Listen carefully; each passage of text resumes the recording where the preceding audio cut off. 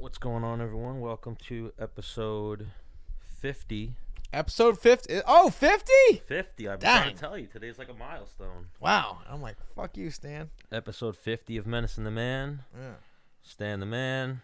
Dennis the Menace Bermudez. Menace the Menace here. And let's jump right into Manny. We kept Manny waiting a little bit because Menace, what were you doing? Doorbell? Yep. What does that mean?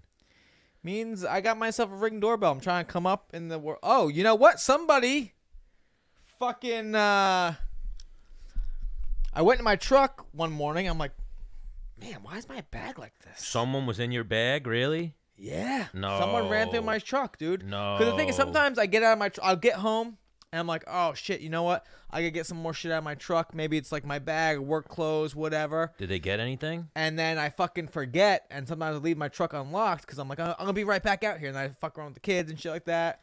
So I come out, I'm like, man, my bag is like, why are my safety glasses like in the back seat? Like, what the fuck? Was there anything in there for them to take? No. Like it's like, what I keep in my work bag is like, I got my headlight, some like safety glasses, a bunch of like vitamins, some greens and shit like that, protein, creatine. All right, here, let's get into Manny while you're going on a tangent here. And I think they just they snagged like 2 big handfuls of like my change. I think that's what they got. Oh. Yeah. So you got but now I got the Ring doorbell. Let me see a motherfucker. And I'm gonna run him. Manny. What's going on? Manny, what's up, dude?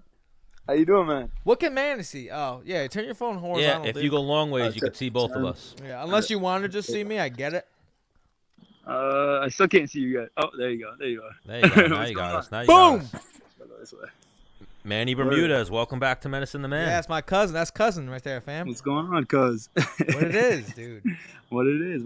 Man, I miss you, dude. I miss you too, man. Where are we having Thanksgiving this year, you think? Hey, no, I think I'm going to MSG for that card. Okay. So you guys might be hanging out, actually, really, Thanksgiving. Yeah, we are hanging out. It's a family affair. Wow. Ooh, I like that. It is. It is going down. That's For official. sure. That's official. If How you guys been? if we allow Stan to hang out with us, that's here or nor there. He's not really family, is he? Is he family? Kind of. Kind of. Kind of. Adopted brother. Yeah. You know what?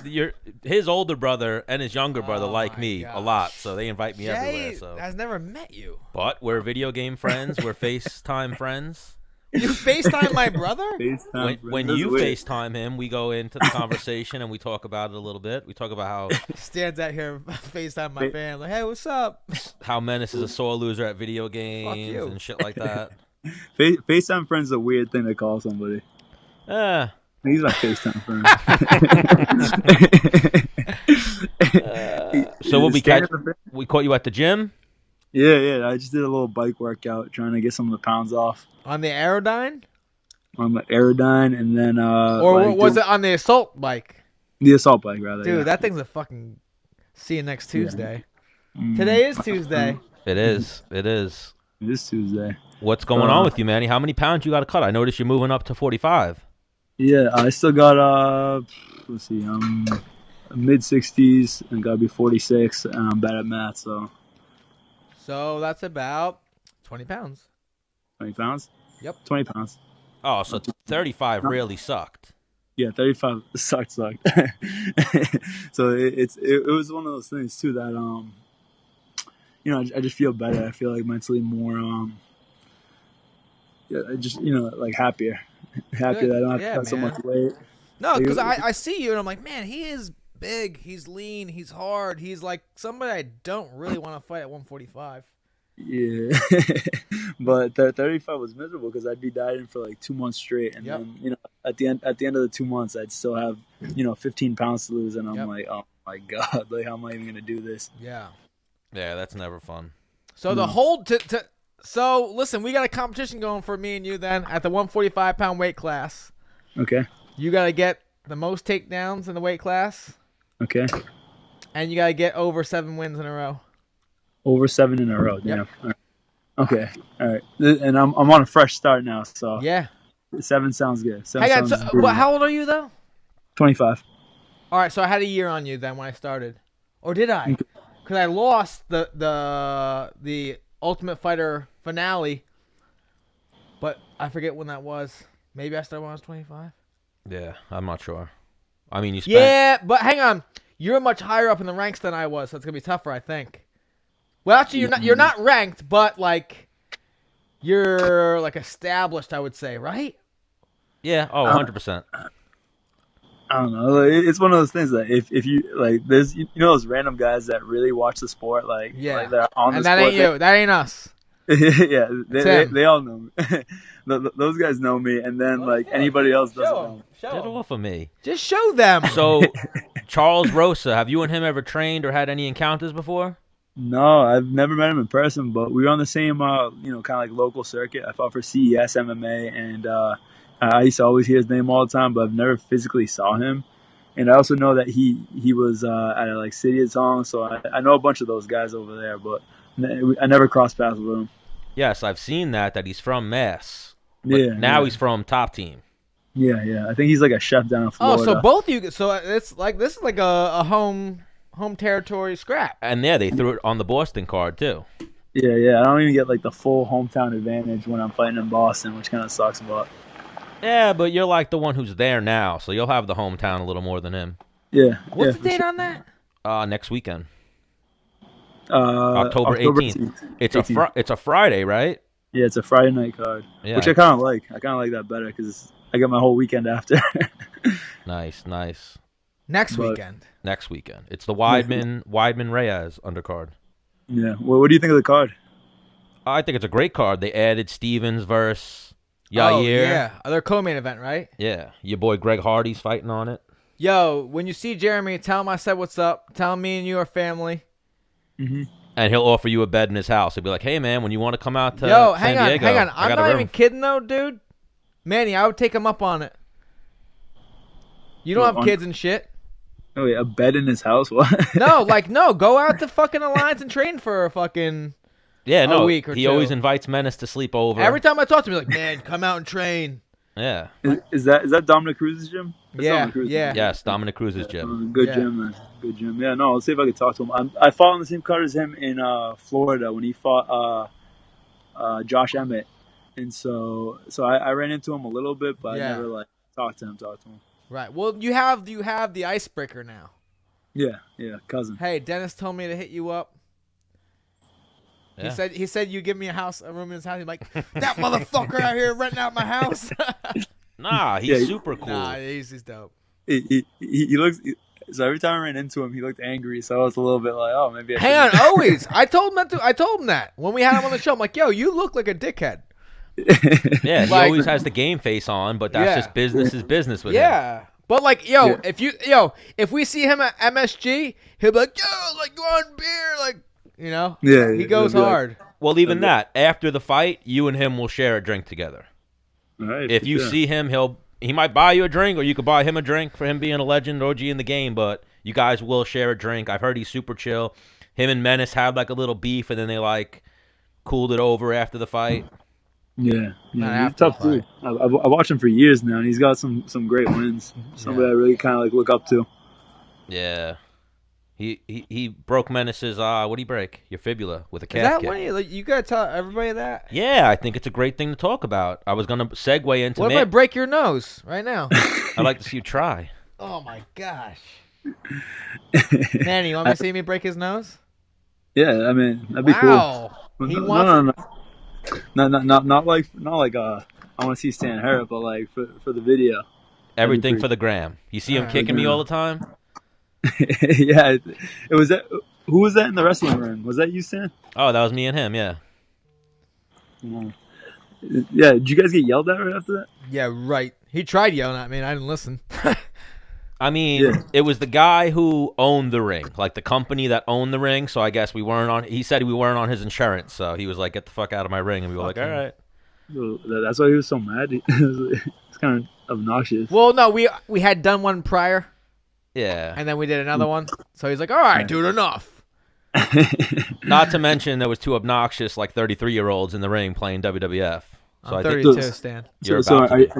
Are you switching over to WWE now? I think I'm gonna go with Kane, and I saw Tyson Fury was in the WWE. Ronda did it. I think it's probably only. Yeah, right. I think you'd be good at it. Yeah, I think I'd be fucking dope. The only thing is I feel like I'd be way smaller than everybody else. They have you'd bulk up, you'd start saucing, you'd get up to like 190, and then you could do backflips and shit. You'd be like a cruiserweight. Tell you. Is that what cruiserweights are? Is 190? Yeah, something like that. But or you could wear. Cruiserweight sounds like 170, but Manny, what's the highest weight you ever got up to in your life? Probably like 80.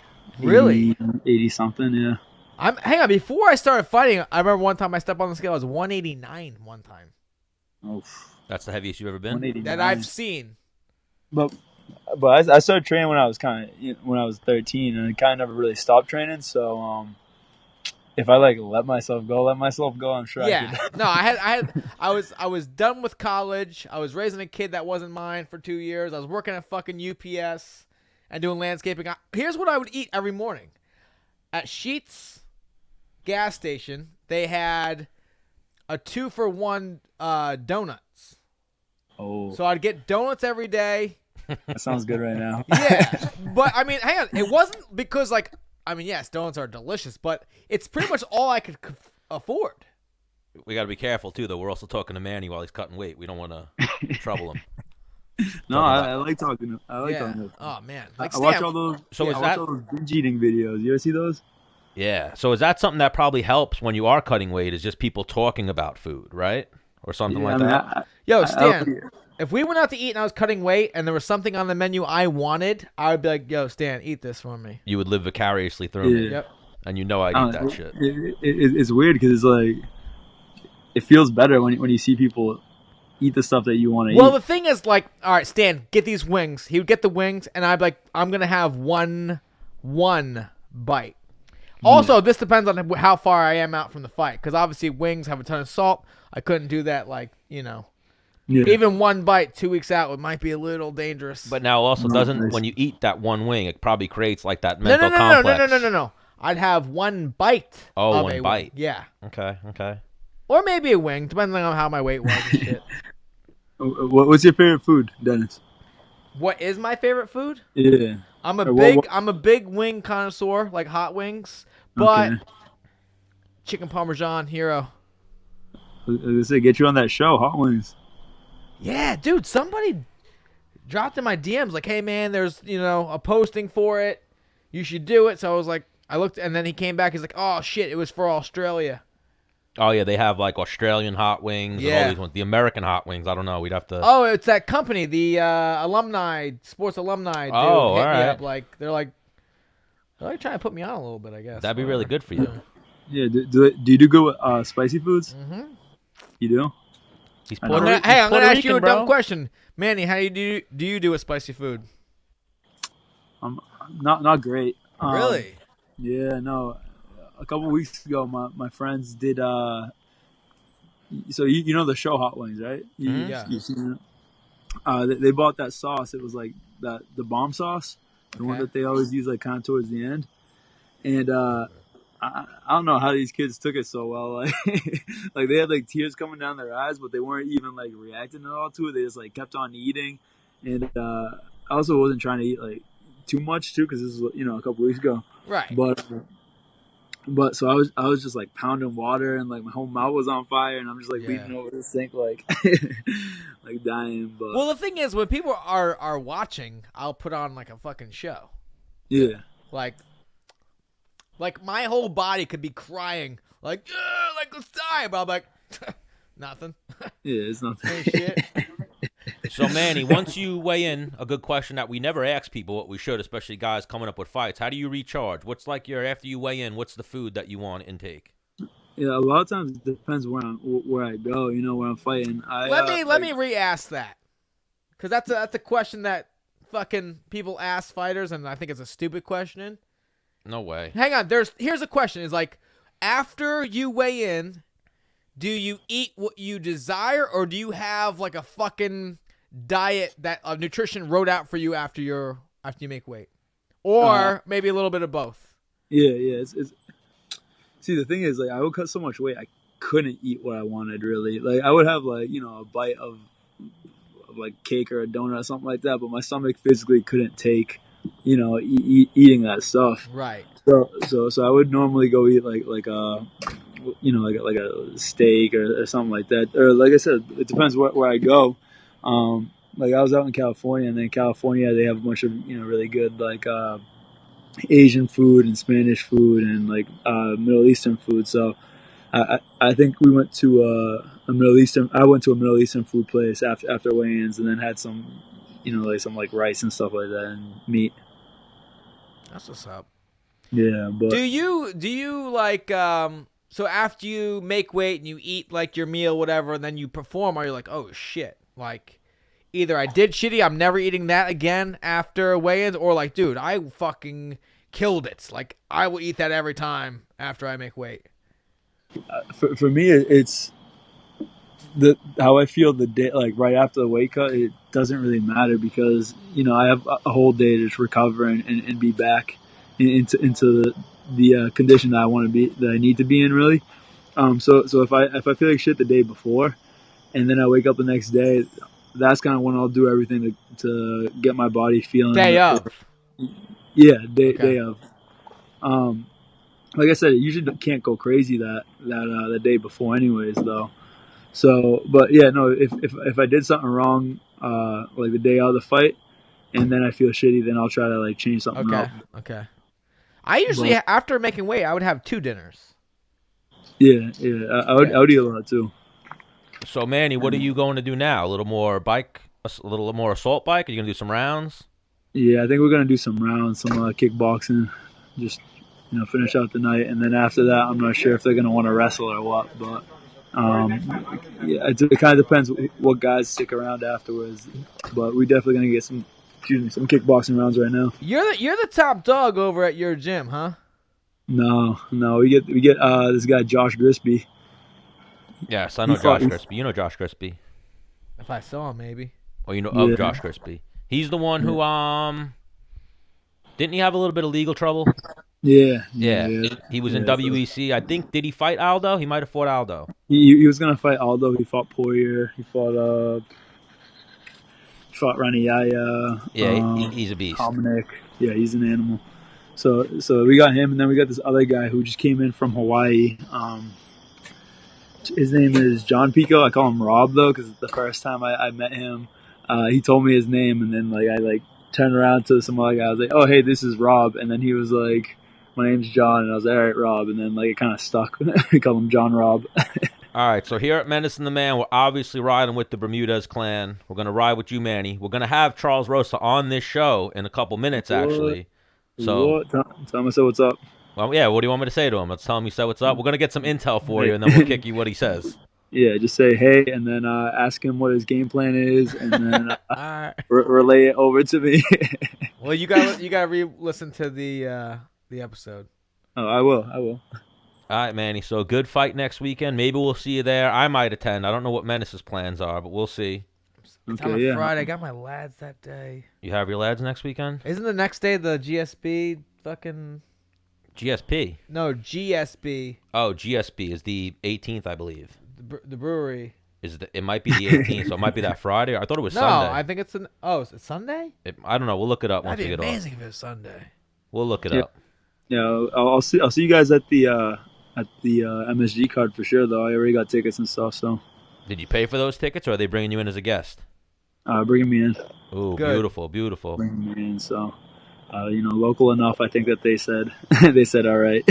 They looked at the list and were like, Dennis Bermudez, fuck him, he doesn't fight anymore. Let's go for Manny. Let's bring Manny in. Yeah, no, I did have to ask for them, though. They didn't ask me, so.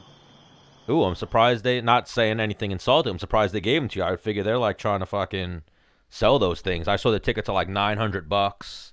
Really? $1,300. Yeah, tickets are expensive. And that's not even resale. That's the actual Ticketmaster tickets. Oh. Well, they're in New York City, dude. Well, they weren't that much for Cormier. What's his name? Derek Lewis. They up the price because they know they're selling that Masvidal Diaz fight. So real quick before you go, Manny, who you picking in that one? Masvidal or Diaz? I got Masvidal. Same. Yeah, I think Masvidal wins. He's just a little bit more. I don't know. I think he doesn't fold under pressure. I feel like a lot of guys that DSB's kind of start breaking a little bit, chipping and started making mistakes, and that's kind of when he capitalized on them. Yeah. All right. So, Again, Manny, thank you for joining us, and good training tonight and good fight next weekend. awesome. Thank you for having me, guys. We'll talk to you soon. Peace. Bye.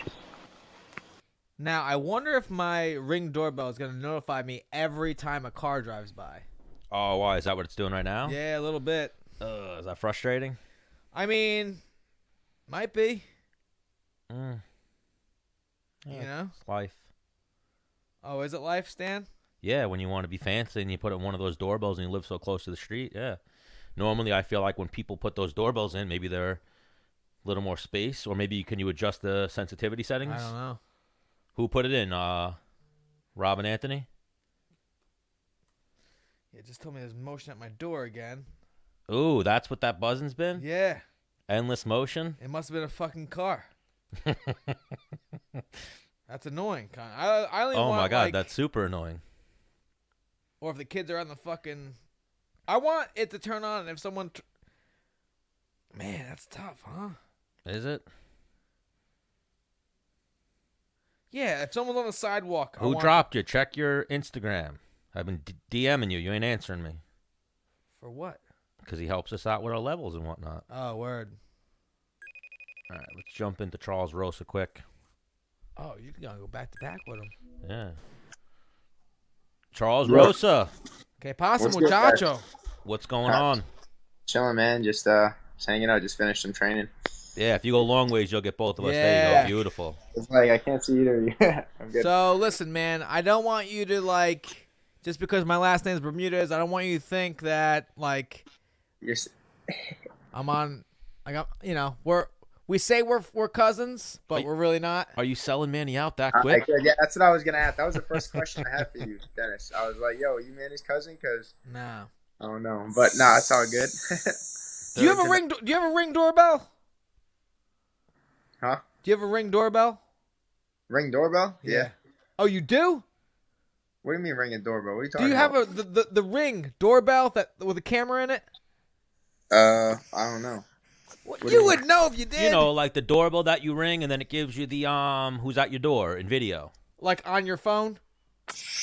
I don't know how to do it. What do I do? Never mind. You don't have it. Yeah, it's like a little thing you install instead of your doorbell. I got on it's my this doorbell. thing. I got a little camera. You press the doorbell, and if you press the doorbell, a video would come up on my phone. So let's say you were at my house right now, and you rung my doorbell. A video of you would come up on my phone. I could be like, "Yo, motherfucker! Like, get away from No my way, house." really? I didn't know that. That's pretty You cool. didn't know right? about this technology? Nah, man. I got my boys come by all the time too. I didn't even know that. You could be, yeah, dude. I try to stay with the smart house. I got the smart doorbell. So let's say you roll up my house, you press the doorbell, and I'm like, "Oh shit, dog! I'm doing Menace and The Man show," and you're like, "Oh shit! Like I left my bag in your house." I can then unlock my front door with the locks I have, the August locks, to let you inside, and then I can start turning lights on and shit like that. All Damn, from the I gotta get studio. on point, man. I'm behind on that. Hold on, Charles. He went overboard. He has everything smart. Tell him, Menace. Smart Yeah, lights. I still leave the key. Yeah, I still leave the key under the doormat. So I don't know. Do you even have a key? Nope. Menace don't even have a key for his house. Damn. Everything's electronic. There might be. No, I don't think Yeah. there is. Wild. Like Menace, we'll have to show you sometime, Charles. Try to have a Rosa. smart house. He sits in his living room and just goes, "Oh, you want a different light?" And he'll go, "Alexa, turn the lights blue." Yep. He has like a club in his house. Yep. Yeah. So how'd you know how to do that? I bought it on Amazon, and it gives you the directions in there. I do it. Yeah, he doesn't know how to Hang do on. it. So, you came up in what episode? Who were we talking about? Dean Tom? No, Thomas, yeah. Dean Thomas. Yeah. Thomas Yves Edwards. Yeah. I saw the clip of it. Yeah, that's funny. Cole Miller Yeah, got dude. jokes. Yep. Yeah, they told me basically that Dean Thomas was Yves Edwards because at the time I was an amateur fighter. I think I was like 4-0 as an amateur, and I was trained at an American Top Team satellite gym. And I went to one of the shows where I fought and I won. And one of my favorite highlight videos of all time, like, because I used to just watch highlights, I didn't know much about like many UFC fighters, but Yves Edwards was like my favorite highlight video and one of my favorite fighters. Right, where he head kicked the fucking guy. Josh Thompson. Yeah, he fucking did. He pushed off to the head kick, so I would just Yeah. watch his video all the time. And then Cole Miller I was like, "Yo, Cole, is that Yves Edwards?" He's like, "Yeah." it wasn't. It was fucking Dean Thomas. Shit. And like after I won my fight, I ran up and like, yo man, can I get an autograph? Like trying to just like talk to him, and he's like, oh yeah man, I got you. And he's acting like he's Yves Edwards. That shit was hilarious. That's They awesome. always put it down, but Like, that's something we love talking to Dean about. Apparently, they do this all the time. Yeah. yeah, that's what they said. So I guess it was already a joke. They must already knew about it. I mean, it's going on this was like 7 years ago. So Yeah, I mean, no, I still do it. this is the ongoing thing. It's not new, you know. Whenever I see Dean, I'm like, yo, what up, Yves? Well, props to Charles Rosa. He's obviously the most famous or best fighter that they've done it to so far. Because that's who Dean immediately went to when we asked him a story about it. Yes, he did. So you grew up in Massachusetts? Yeah, I grew up in Massachusetts, graduated, from high school in Boston, and then I went to culinary school in Johnson and Wales in Providence, Rhode Island. So, I got my culinary degree to be a chef there, and then after that is when I moved to Florida to pursue like being a chef, but I ended up being a UFC fighter. So we might do a cooking with the Menace with. Yeah, man, Charles I've been seeing stuff, man. Man, if you check out my story, I always got fresh food that I'm cooking on there. I got some pretty good stuff on there. Oh, I gotta change this, dude. Sorry. Change what? It's every fucking the light, 5 minutes. yeah. It's telling me there's motion at my doorbell. And where were you in Rhode Island? I spent a lot of time in Rhode Island. I have a very good friend who lives in Smithfield. Yeah, I was in Providence on Federal Hill. It's like the mobster area. Oh my God, I love Federal Hill. I love it. The best Italian food I can find in the States, man. It's on point. When I was up there, I lived at the Providence Oyster Bar. Yeah. Every day you go there, they have like happy hour specials where it's like, oh, they got the best fresh oysters right off the beach. Yeah, amazing food. But props to them. So how long you been in Florida? Man, I've been here 8 years now. I come back and forth, a lot. But I mean, I live here. I live in Boca Raton, Florida. I've been training American top teams since I started, and I've been here for 8 or 9 years. And my family still lives up in Boston, so anytime there's holidays or whatever, my little brothers live up there. I got 2 younger brothers that are twins. They're like 22 years old, so they're still up there. So I go up there a lot, holidays, Christmas, whatever, whenever I get a chance. Oh yeah, we fuck with some American top team. Menace has gone down there and trained. I lived there for a few years, so I trained at a couple of different top team gyms, and then we did an episode down there in May with Mike Brown and Phil DeRue.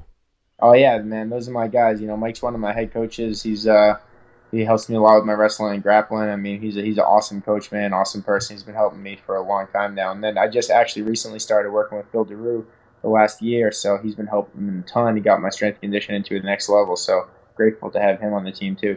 Because what is your background though? Like, what's your jam before you got into MMA? Were you a wrestler? No, I was a hockey player. Oh wow. So, yeah, I was a hockey player. So just an aggressive motherfucker. Yeah. Because the thing is, like, fighting and playing hockey. Yeah, because Rosa's been on my radar for a long time, just because I would see this dude and he's a fucking scrapper. I'm like, damn, I might have to fight this guy one day. Yeah, let me keep an eye on him. You know what I mean? And fucking, and then his fighting style, I became a fan because like this dude got no quit. He's always gonna come forward. You throw hands before anything else. Yeah, I mean that's kind of how it always was. I mean, when I first went into the MMA gym, like I thought it was a boxing gym. I didn't even know what it was. I just walked in. You guys punching here? I'm like, you guys got boxing here? They're like, yeah. So I went in and I didn't know what it was, but I mean, from the first day I walked in the gym, actually, Cole Miller was teaching the class. I went in, didn't have mouth guard, didn't have cup, didn't have any of my own pair of gloves or hand wraps. I just went in. I'm like, I want to do the class. So it was a kickboxing class. I thought it was a boxing class. I didn't know. Did the whole class. The last 15 minutes, they do 3 5-minute rounds of sparring. And, I'm the odd guy out, so I didn't have a partner. It was my first day. They probably looked at me like I'm crazy, but I'm like, hey, it's not. I asked, Cole, I'm like, hey, can I spar? Like, do I have a. He's like, no, it's your first day. I'm like, no, man, I'm ready. I want to do it. And he's like, well, you don't have a partner, so you're going to have to wait. And I was like, well, what about you? And he's like, all right, let's go. So I fucking, my first day ever in a real MMA gym or whatever type of gym, I boxed it out with Cole Miller, man. Did you know who he was at the time? No idea. Right, that's amazing. I just thought he was some skinny, fucking tall kid. Right. I'm like, I'll fuck this kid up. And I didn't know. And then, I went to war with him. And that first day, man, that's when the next day, Charles McCarthy, he owned the gym, was a UFC fighter off The Ultimate Fighter at the time. He sat me down the next day and he's like, yo, Charles, dude, you got a real talent, man. What did you train at before? And I'm like, no, it's my first class ever. He's like, what? He's like, what did you do before? He's like, the kid you were boxing with was Cole Miller. He's top 10 fighter in the UFC at the time. And I'm like, holy shit, in my weight class. So ever since then, a light bulb went off, and that's, how I fell in love with the sport. But, as far as the hockey, what we were talking about before, like, I used to do, I guess, like, I did kind of have some prior training, because we would do something called locker boxing. We just put the gloves and the helmets on and just go at it in the locker rooms. Like, hang on. That wasn't coach issued. That was just, like, your guys' own thing. Yeah, no, it wasn't an official thing. No, we just, before practice or after practice, or when I was a freshman in high school, they used to do it to, like, haze the seniors, and the hazing used to, when I was younger, they used to have that. I guess that stuff's gone these days. So I want to go down memory lane with you a little bit. So obviously you played hockey for a long time, no? Yeah, since ever since I could walk, I could probably ice skate. So, I mean, because my oldest son is in hockey, and I'm like, man, this sport kind of sucks. It's expensive. Yeah. Yeah, it's an expensive sport, dude. You gotta, it's what it is, Right. What are the benefits of me putting my son in hockey versus, I don't know, soccer or? Dude, you just answered the question yourself. Come on, you gonna make me say it? I grew up playing soccer. Until like I could play football. Do you want your son to grow up and be able to, be like a tough kid, or not like he has to be a tough kid, but a kid that can, at least like stand up. It kind of just helps you, like, I think soccer's kind of like, I wouldn't say like. So soccer gave me my lungs for sure. Okay, yeah, but like hockey gave me like a lot of heart. You know what I'm saying? Determination, no quitting you. It's like it's a tough sport. So if you learn that when you're young, I think it'll help you be tough when you're older. Yeah. Not just like as a fighter tough, but like with everything tough. And like being a hockey player, there's no chance you're breaking your ankles.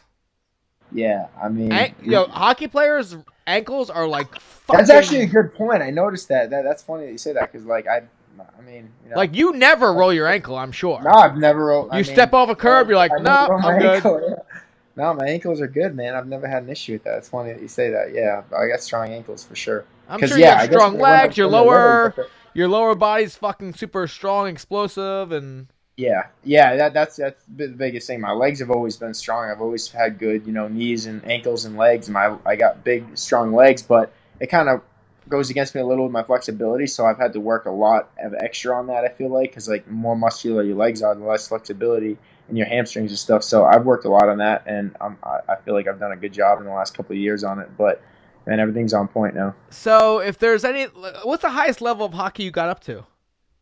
College. You played college at Providence, Rhode Island, at Johnson & Wales. They had a pretty good team. Is that Division I or? No, it's at Division III, but like up in New England, like the hockey's good up there. We used to scrimmage for sure.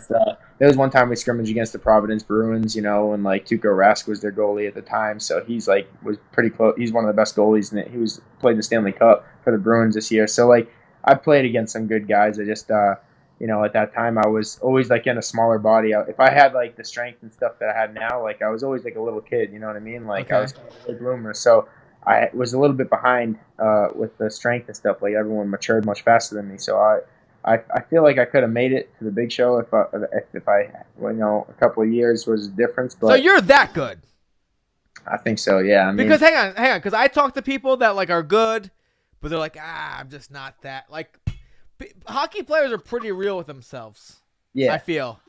Well, the thing is, it's kind of like, it's even like the UFC now. It's like there's so many guys in Canada and Russia. Like, it's so hard to be like a good American hockey player. You really have to excel, just like in a fighter, It's not just I'm fighting. I was really good for playing in the United States, but man, once you start going to Canada and Russia and like Sweden, there's like there's levels to it too. So yeah. I get what I'm saying.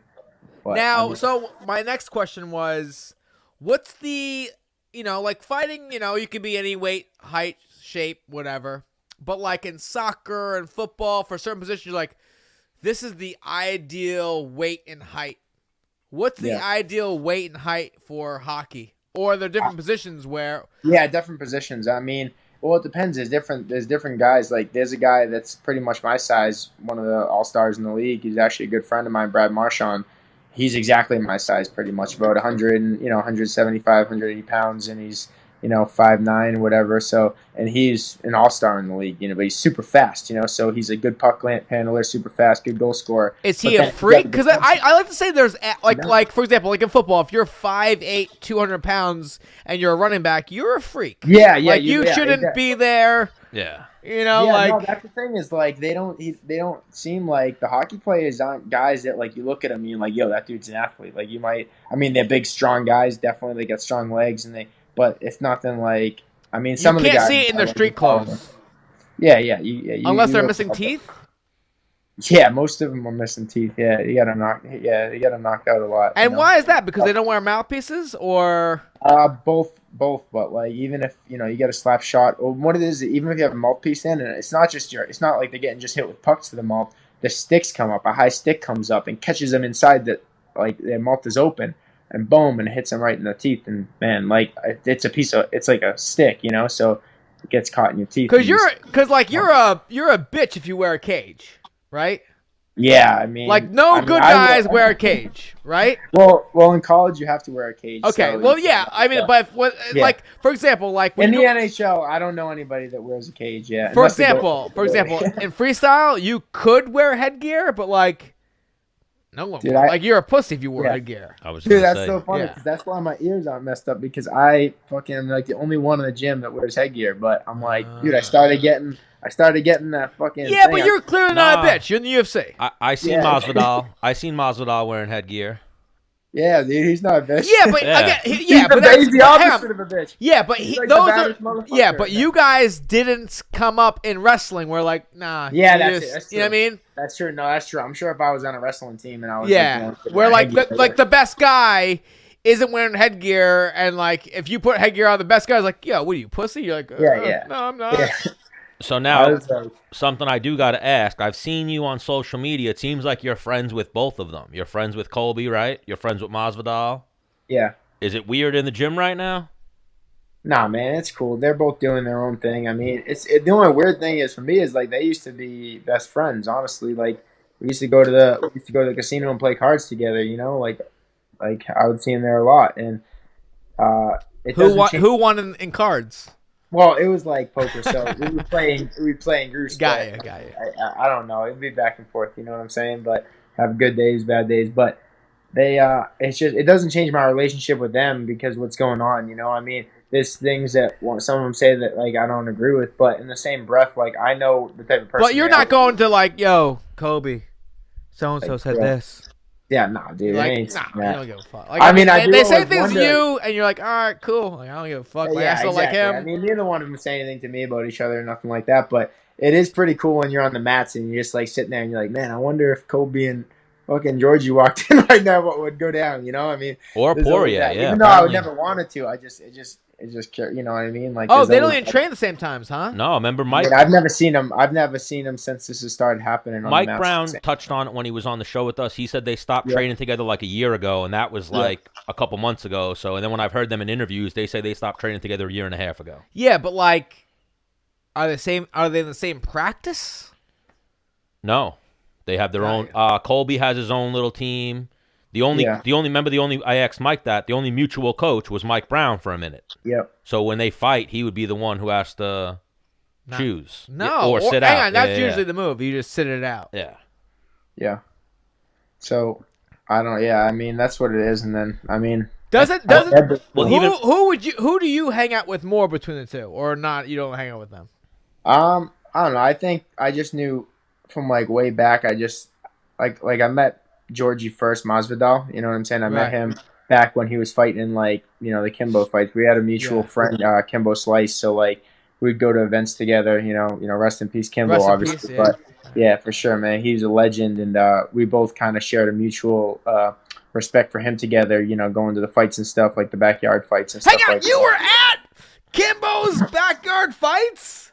Yeah, man, that's how I got introduced. I mean, I actually went to fight in one time, and my coach pulled me from it. He wouldn't let me do it. I was like ready to go, and I couldn't do it. So because I was training under his gym, Charles McCarthy's gym. So that was one. So you're a real one, yeah, he's got the chiseled chin, like clean cut, but like you're a motherfucker that you don't want to come across in a goddamn bar.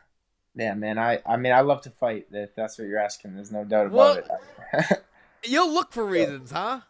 I used to, not anymore. Well, I mean, obviously not anymore. But back in the day. Well, that's why I walked into the gym when I had that thing with Cole Miller the first time I walked in the gym. Like, I was going to that gym like hoping someone would fight me. I didn't know better. Right. I was like, I'm gonna fuck someone up today. But because like at first glance, you're like, man, he looks like a clean cut, like smart kid. But I feel like you're one of those dudes that wakes up like, I wish a motherfucker would today. Yeah. Like I'm literally praying for someone to fuck with me. I used to be. I used to be more like that, but now I'm more of a martial artist now because I've learned so much. It's just entertaining to me when someone's talking shit or someone has road rage, like gets out. A couple months ago, someone got out of the car, and I was like, man, the old me would have got out and flattened the motherfucker and beat his ass to the pavement. But now it's like, dude, what am I gonna do? Get out of the car and fuck this guy up and go to jail? Can I tell you a story that happened to me? It made me feel like a couple years ago. Yeah, I'd like to So hear I'm driving. There's a roundabout over on the Wantagh, at the end of the Wantagh Parkway. And I don't know. I'm driving. I just do my little turn, whatever. I'm driving to Long Beach. So the Wantagh Parkway roundabout is like pretty far from Long Beach. I drive. I get on Loop Parkway, which, again, miles. Now I'm on that main street in Long Beach. I'm driving. I'm like three lights deep. Now lights are happening. This is... What would you say? A 10-minute drive by this point from the roundabout to when you start hitting lights on the long main. Yeah, 10. It depends. Right? To get to main, it depends on where you're going. So whatever, this guy pulls up to me like. Oh yeah. So I put my window down, and he's like, "You're coming back. You cut me off back there at the Loop Parkway." And I was like, "Oh shit! Like, sorry, sir. I didn't realize whatever." Like, yeah. Well, you should, you fucking piece of shit. And I was like. Nope. No, I was just like, I put my window up and I was like, huh, that was weird. And then we start getting some lights deeper. I'm like, does this motherfucker know who he's talking to? Yeah. Like, if that fat motherfucker knew who he's talking to, like, I'm like, man, let me try and catch up to this motherfucker, because I will drag him into a parking lot and beat the fuck out of him. But last time he'd, like, tell someone to pull their window down, and, like, I just never got the I was like, Dennis, be cool. Yeah. Yeah, I was like, man, like, if you beep at someone or you're going to do that move, like, be ready to throw down, I feel. Oh, yeah. Because, hang on, I can beat up, I would say, I don't know, 98% of the civilization. Oh, my God, 99. 99? I can beat up 99% of the population. But, like, I don't act on it. I don't know. Like, I'm not, like, just, like, hang on. Yeah. I can beat up 99.9% of the population, but I'm not be like, yo, put your window down. Yeah. Fucking, you're a piece of shit. Do you want to hear a good story? Yes, I do. Yes, I do want to hear a good story. That's funny you say that. I was with Walt Harris. He's like one of my best friends in the world. He lived in my house for 2 years, like 3 or 4 years ago. He has a big fight with Overeem coming up, heavyweight, fucking beast, man. And dude, like, he's like the nicest guy ever, man. But one time we were driving and he was in the back seat, so no one could see him. But someone, basically the dude like was crossing the street with his shirt off, big jack dude with tattoos. He fucking came out crossing the street, and he kind of gave us the finger, like kind of just like kind of like jumped in front of the car, like just being a punk, like kind of gave us that look, like that look when someone like he woke up in the morning praying, literally praying for a fight. Yeah, like well this kid was that guy, and he was like, and fucking Walt was in the back seat. And Walt's like, man, fuck this dude. Walt gets out of the car, bro, and if you don't know Walt, he's a heavyweight. Dude, he said 6'4". He's about to fight Overeem, I believe. That's what he just said. Stan, did you not hear anything you just said? No, I'm sorry. I was texting. He's a beast. Yeah, he's 6'4", 265 pounds, like shredded with a six pack. Like, dude, he gets out of the car, man, and the look in this kid's face when it was like the best example I've ever seen of like a dude being the most confident he's ever been to being like, oh fuck, and the dude he just looked down. Walked away, didn't say shit. I'm like, he just bowed down like that. Oh, dude, he didn't do. I know you were expecting. Hang on. The thing is most of the population will do that. They will bark. Yeah. But when it actually comes time to like, no, this is happening right here. They go. Oh, they won't do it. They'll bow down. Yeah, most of the time, It's when they like bark and you go like, and you do this away from them. Oh, that's the thing. I got you.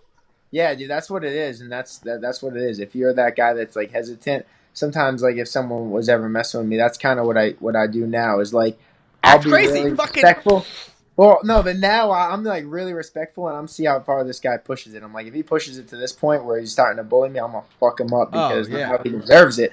But most of the time, if you step up a little bit, they just back off now. So well, Charles, people do this to me almost every other weekend. Stan looks like a pussy. Dude, you gotta learn the G check. You know what the G check is? No, what's that? Dude, that's when you gotta pull their G card, come up to them, and be like, "Yo, yes, you gotta get loud, stand up, puff your chest out a little bit, you'll be good." Oh my God, I pull it all the time, and then the thing is, they come. He's already standing up, like talking. They'll come, like I've seen it where people just look at this fucking guy. He's wearing glasses. He's got his hair like slicked back. Dude, he got a rotation. He's kind of fat. I wouldn't fuck with him. I've been boxing since I was 7. I've been doing jiu-jitsu. I could be a brown belt, black belt. I'm not bad at what I do. Bro, I used to train under Howard Davis. Like, I've trained with a lot of really good people. Yeah. I just go out for a little bit, yeah. Now I seen Diet killing it there. But like I go out and people just size me up and think I'm going to kick this guy's ass. Then when it ever gets to that point where we put our hands up, you know where I smoke people is with the feint. Right. I put my hands up, they put their hands up. I give them one good feint, they bite so hard, and then I just shoot something straight. Every fight. Nice, dude. Every fight. Hang on, I'm yet to see one live. Dude, you gotta get a video, man. If I'm with him, I'm pretty good at diffusing the, a little bit. Yeah. Or I just walk away like this guy is fucking. Yeah. Kind of. You've seen a few where they were about to get off and the bouncers came over, like that time with Raleigh. No. The bouncers will come over and be like, "It's done. Right. Just everyone walk away." Where are you guys at? Long Island? Yep. Yeah. The Guido capital of the world, so you know how that is. Yeah. It is, isn't it? Everybody knows how to fight in Long Island, or so they say. Yeah. Wow. And everybody knows Weidman. Everyone knows Matt Serra. So I know Matt Serra. Yeah. Yeah, Chris Weidman's the main event of the fight, October 18th in Boston, so that'll be good. How does that fight go? Dude, Weidman's going to smash his ass, dude. I love Chris Weidman, dude. He's a legend, man. I like it.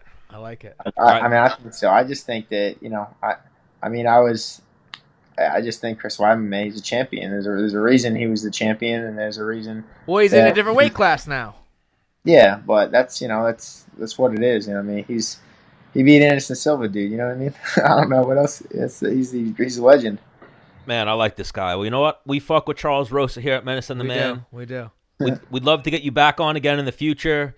Now after talking to him, man, I'm sorry, Manny. It's a coin flip. I don't care who wins this fight. I hope you both have a great fight. When I saw this fight was announced, I'm like, damn, this is definitely a good fight. Great fight. Yeah, great fight. Both you guys get in there and get after it. I mean, neither of you guys are stronger in the wrestling department, right? Yeah. I would say you guys. This is gonna be a stand-up fight, right? I mean, this is. I thought, in my head, Charles got robbed against Yair Rodriguez because they were trying to pamper. He fought Yair in Mexico. We had Sam Alvey on. You know what you needed to do? You needed to come out with the Mexican flag, a better tan than him. Like that's what we told. Dude, I don't know what it was. I lost a split decision in Mexico City to Yair, man. That was a big fight for me. It ripped my heart out losing that because I definitely thought I gutted it out. I thought I won the first and the third round for sure. Like, go back. I watch it all the time. I still think, you know what I mean? It's tough, but that's part of the game, you know what I'm saying? I'm sure I was in Mexico. He's a Mexican fighter. Like, it's what it is, but, that just gives me confidence knowing, like all my losses in the UFC are all fight of the night, and I don't feel like any of them I really lost. Like, I don't feel defeated in any of those fights. The last loss I had that was fight of the night was to Shane Burgos, who's a phenomenal striker, but, like, I was up 2 rounds to none, and the ref fucking jumped in when I was on my feet. Like, he thought I was hurt, and he just jumped in and stopped the fight. And I literally said, like, the second he touched me, like, what the fuck are you doing? Like, yeah, it's annoying, man. I'm not the type of person that makes excuses. Wait a minute, but it's a little bad luck, and I think it's gonna turn. Was it Mark Goddard? Yeah, dude, I think so, dude. Oh my God, guy, dude. Who said that? It was Mark Goddard. Yeah, Sam Alvey. I've noticed this watching fights. I watch Mark every Goddard? fight. Is he the guy from New York? The guy with the beard? He has like a little beard. No, Mark Goddard is the English dude, or the Ireland. Where's he from? England, I think. Mark Goddard. He's pretty big. He speaks with the English accent. Nah, it's a different dude. His name's Eric or Tom. I don't know. But nothing to do with tattoos, right? Nah, he didn't have tattoos. No. I forget the dude's name with the big sorry beard. To me. Like, the first thing he said is he goes, "Oh, sorry, I thought you were hurt." I was like, "What? It's a fucking UFC fight." You know what I mean? It's not like I'm fucking playing. Everything hurts in here. Yeah, leave me alone. Yeah. So listen, you clean cut dude, nice dude. Manny, same thing. I was like, Manny, we just spoke to him 15 minutes ago. Oh no shit. Yeah. And we're like, yo, we're having on Rosa. is there anything you want to say to him? We're like trying to stir the pot. He's like, Yeah. tell him I said what's up. I'm like, all right, Yeah. sick. And he said, ask him what his game plan is. All right. So I mean, if you want to throw that there, or he's going to watch this for sure. If you want to put a message out to him. I mean, he seems like a respectful kid. I think he's coming there to fight. I'm And trying. respectable, but there's no doubt when the cage door locks, man, we're coming to fight. We're coming to bang. No, that's for sure. And I think everybody knows that, and that's always how it is. I mean, I respect that he's from Boston. I think it's awesome. Everyone's going to be there. Is this there. for Boston Rights, maybe? Man, this is for Boston Rights. That's what I was telling him. I mean, right now, there's no doubt. I'm the baddest motherfucker from Boston. There's no fucking doubt. I took out, Kyle Bochniak, who's one of the toughest kids from Boston there is. Fucking tough as nails. Love the kid, but, it's what it is. We fought. I took out Sean Soriano fucking from Providence. He was the best fighter pretty much from Providence in the UFC from Rhode Island. And, obviously I was 5-0 up in CES, which is all the Boston-based fighters. So, I mean, I've taken them all out. And, man, I'm on my way up to the top. So, once I win this one, I'll take over Boston, and then next is the world title. You're doing it. All right, so Charles Rosa, you a pro wrestling fan? A little bit. I used to be back in the day with Well, we're gonna have to. Yeah, we're about to get into Jack Swagger right after you. So. All right, nice man, nice. But we appreciate your time. Thank you for joining us. Good fight next weekend. All right, sweet man. I appreciate it. Yeah, definitely tune in. That is like the fan favorite in my head. This fight's gonna be. That whole card's actually pretty good. They got some good fights on that one. These two. Oh, for sure. All right, man. All right, so thank you for joining us, Charles. Oh yeah. Shake it back. Thanks, guys. Later. Peace, bro. Bye. Man, I love that guy. Take it easy, Charles. Hang up on him. Well, I was waiting for him to hang up. No, you hang up. No, you hang up. No, I'm not gonna hang up till you hang up. No, you hang up. Man, he's a real one though. Nah, he is. No, we got to get him back on and be like, "What the fuck did you see on the streets of Miami that he was getting into the fight?" Oh my gosh, where he got even involved in it. Like, you want to fight? Bro, even Jake Hager, let's ask him some street fight questions. I feel like he has some. He's a big dude. He's a big dude. How many fights has he won since we had him on last? 2? 2, maybe? Oh, shit! Jake Hager. What up? Oh, shit! What up, fam? If you go long ways, you could see both of us. Or you can see this shit. There we go. Yeah. There you go. Real quick, Menace. Flex on him, and he'll tell you if you got something for pro wrestling. Gosh, is there something tiny in there? Green's going out. So what we want to do is a little guy. I feel like Menace could be a cruiserweight. He wants me to start, taking vitamins and get to 190. Get a WWE. You look great. You got that great man. hair. I see you on there hitting a hurricanrana. I'm selling for you right now. Wow.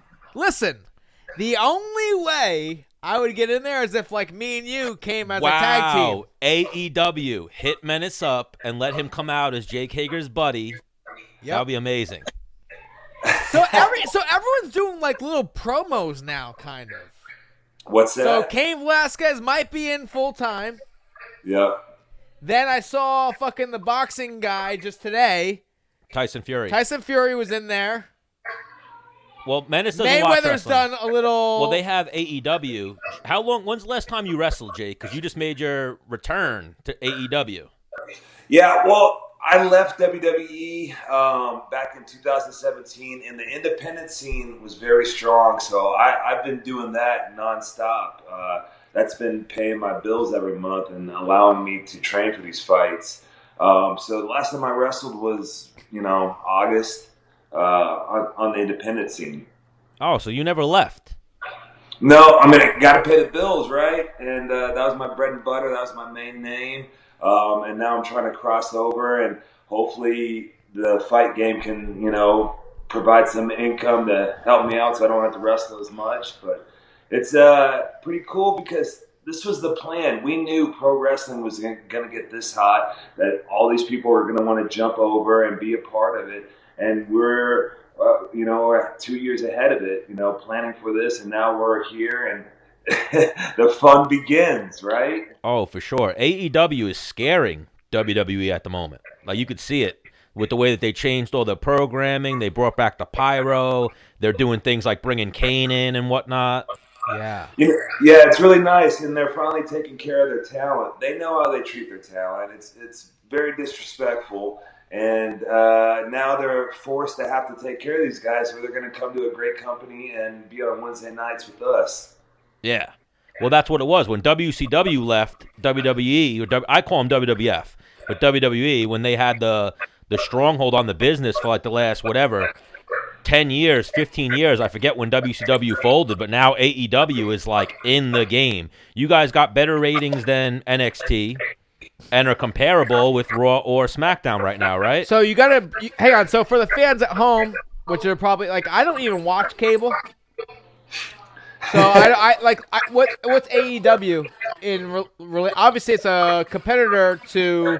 It's a brand new show that started on TNT last Wednesday. It's a 2-hour live pro wrestling show called All Elite Wrestling.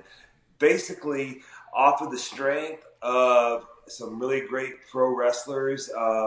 They had a really popular YouTube show, and they were also amazing pro wrestlers at the same time. And then they got connected with Tony Khan of the Jacksonville Jaguars and the Fulham Premier Soccer Club.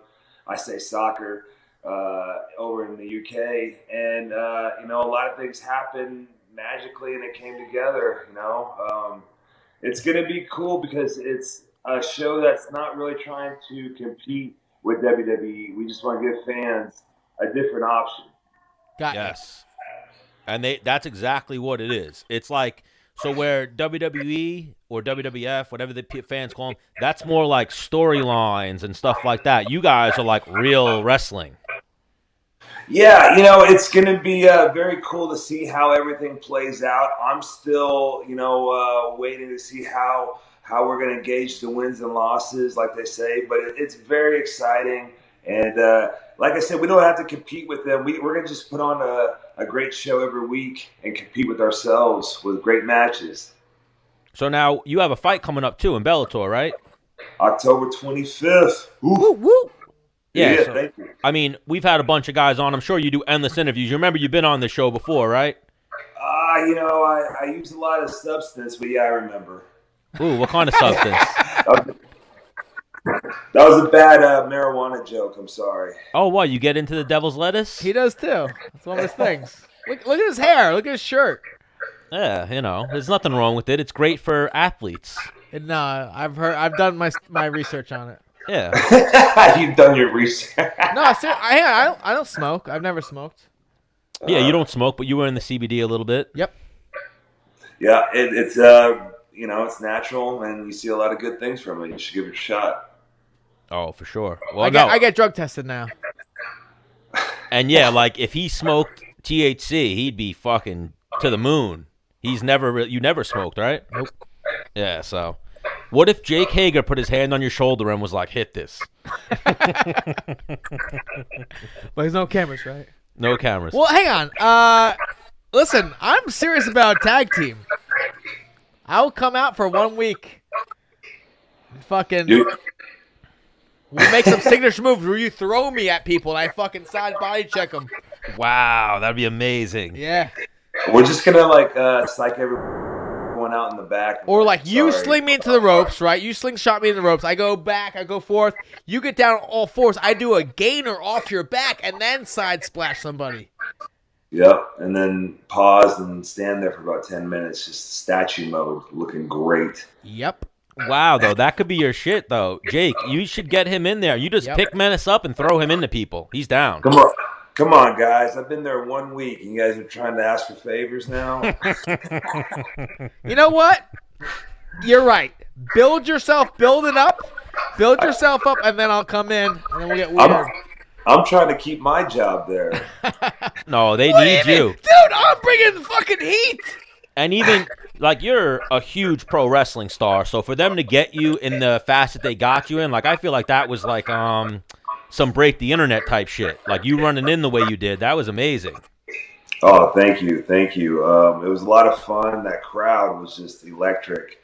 It was pretty cool to be in front of that crowd because all night it felt different. Even though it was the same arena we ran, it just didn't feel like the same crowd. It was just like a I don't know, some kind of positivity over the night. It was the debut, so they had that magic dust on it, but it was really cool. Oh, yeah, they came out very strong. And I heard, that's like I said earlier, I heard the ratings were better than NXT. So the same time that WWE tried to put out their developmental show, this show came out, AEW, and they crushed them. Yeah. Man, if your hand comes this close to me again, I'm fucking smacking the shit out of it.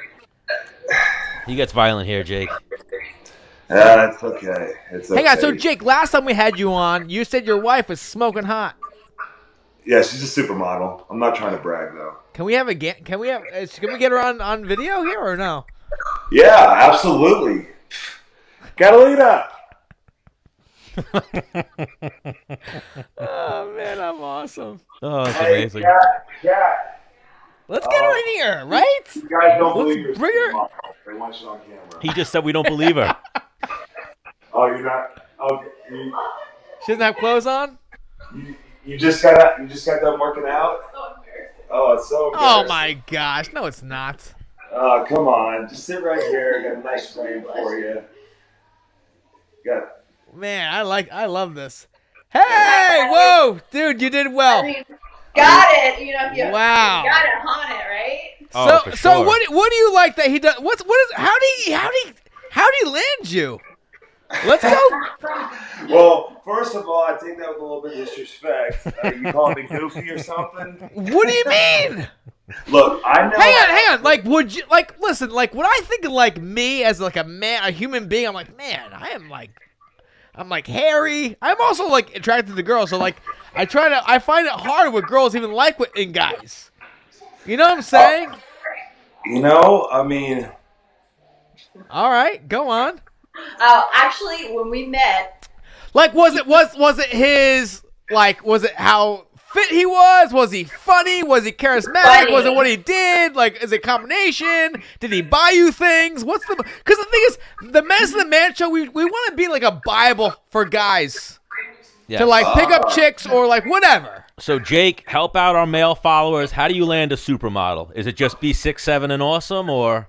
I mean, funny. that definitely helps when you're incredibly rich. I said something to her that first night that I started talking to her, and I was like, yeah, we could do that. I got all these thousands of dollars lying around. Wow. And she laughs because she's from South Florida. She's definitely been around way more money than a couple $1,000s. Right. And I'm from Oklahoma thinking I'm a big shot. No. You know what? I was surprised. I was like, "How is this hot girl laughing at my jokes?" Because if you know me, I'm kind of cheesy, anyways. But you know what, guys? The best way to do it is great sex. I'm sorry. Well, yeah, I don't think you're wrong there. Ooh, I If like that. if you get a returning customer, you're doing something right. Well, you know what? She definitely puts up with a lot of my shit, and I'm so lucky to have her. So it's almost not so much that I'm good, it's just that she's that amazing. It's, I caught her in my beautiful butterfly net. But jokes, funny's always a good way. So hang on. So I told this to a guy I work with, and then he used it. It didn't work good. And then I used it. It worked awesome. I think look up corny pickup lines. Seriously. And Yeah. you like for example, like, is your dad a boxer? Because you're a knockout. And the thing is, it puts it out there like, I think you're attractive. I've got a sense of humor. And if they don't like you, like, it was a joke. I think you're right. The best thing you could do is be able to laugh at yourself. If you're talking to a girl and you're taking yourself so seriously, no one wants to put up with that. So Nope. just, be able to laugh at yourself. One of our first dates, I thought I rented like a super 5-star bungalow. And when we got there, it was something from the 1960s, same furniture. Wow. Like the bed was ridiculous. It was like that horrible furniture. I owned up to it. She still gives me shit to this day about it. But, But you laugh at it. Yeah, we laugh at Yeah. it. We turned it into a good weekend. Yeah. I didn't get all embarrassed and. Because I was out with Stan a couple weekends ago, and the girl I've been hanging out with had some friends with him. Like, yo, Stan, I think whatever. And then it came back like the next night, like, dude, they weren't in the stand because he had his cousin was there, and he turned into a drunk mess. So Stan becomes the father, and is like constantly like looking out. Whoa. The one girl was super into me. What happened when me and the girl first met? I don't fucking know. I was hammered. You told me. She looked at me like I was a cheeseburger. Oh, this is very true. And not saying she was fat. She just like her eyes lit up when she met me. When Stan came to the show, she went like, oh. Yeah, and I was like, what the fuck? Yeah, is like that? Jake, I clean up well. I clean up really well. I'm a little tall. I'm like 6'2". I'm not 6'7", and I got the jokes. I come out hard with the jokes. But on this particular night, there was no jokes though. On this night, I was a dud. We all have that one drunk friend that you got to babysit, right? Yeah.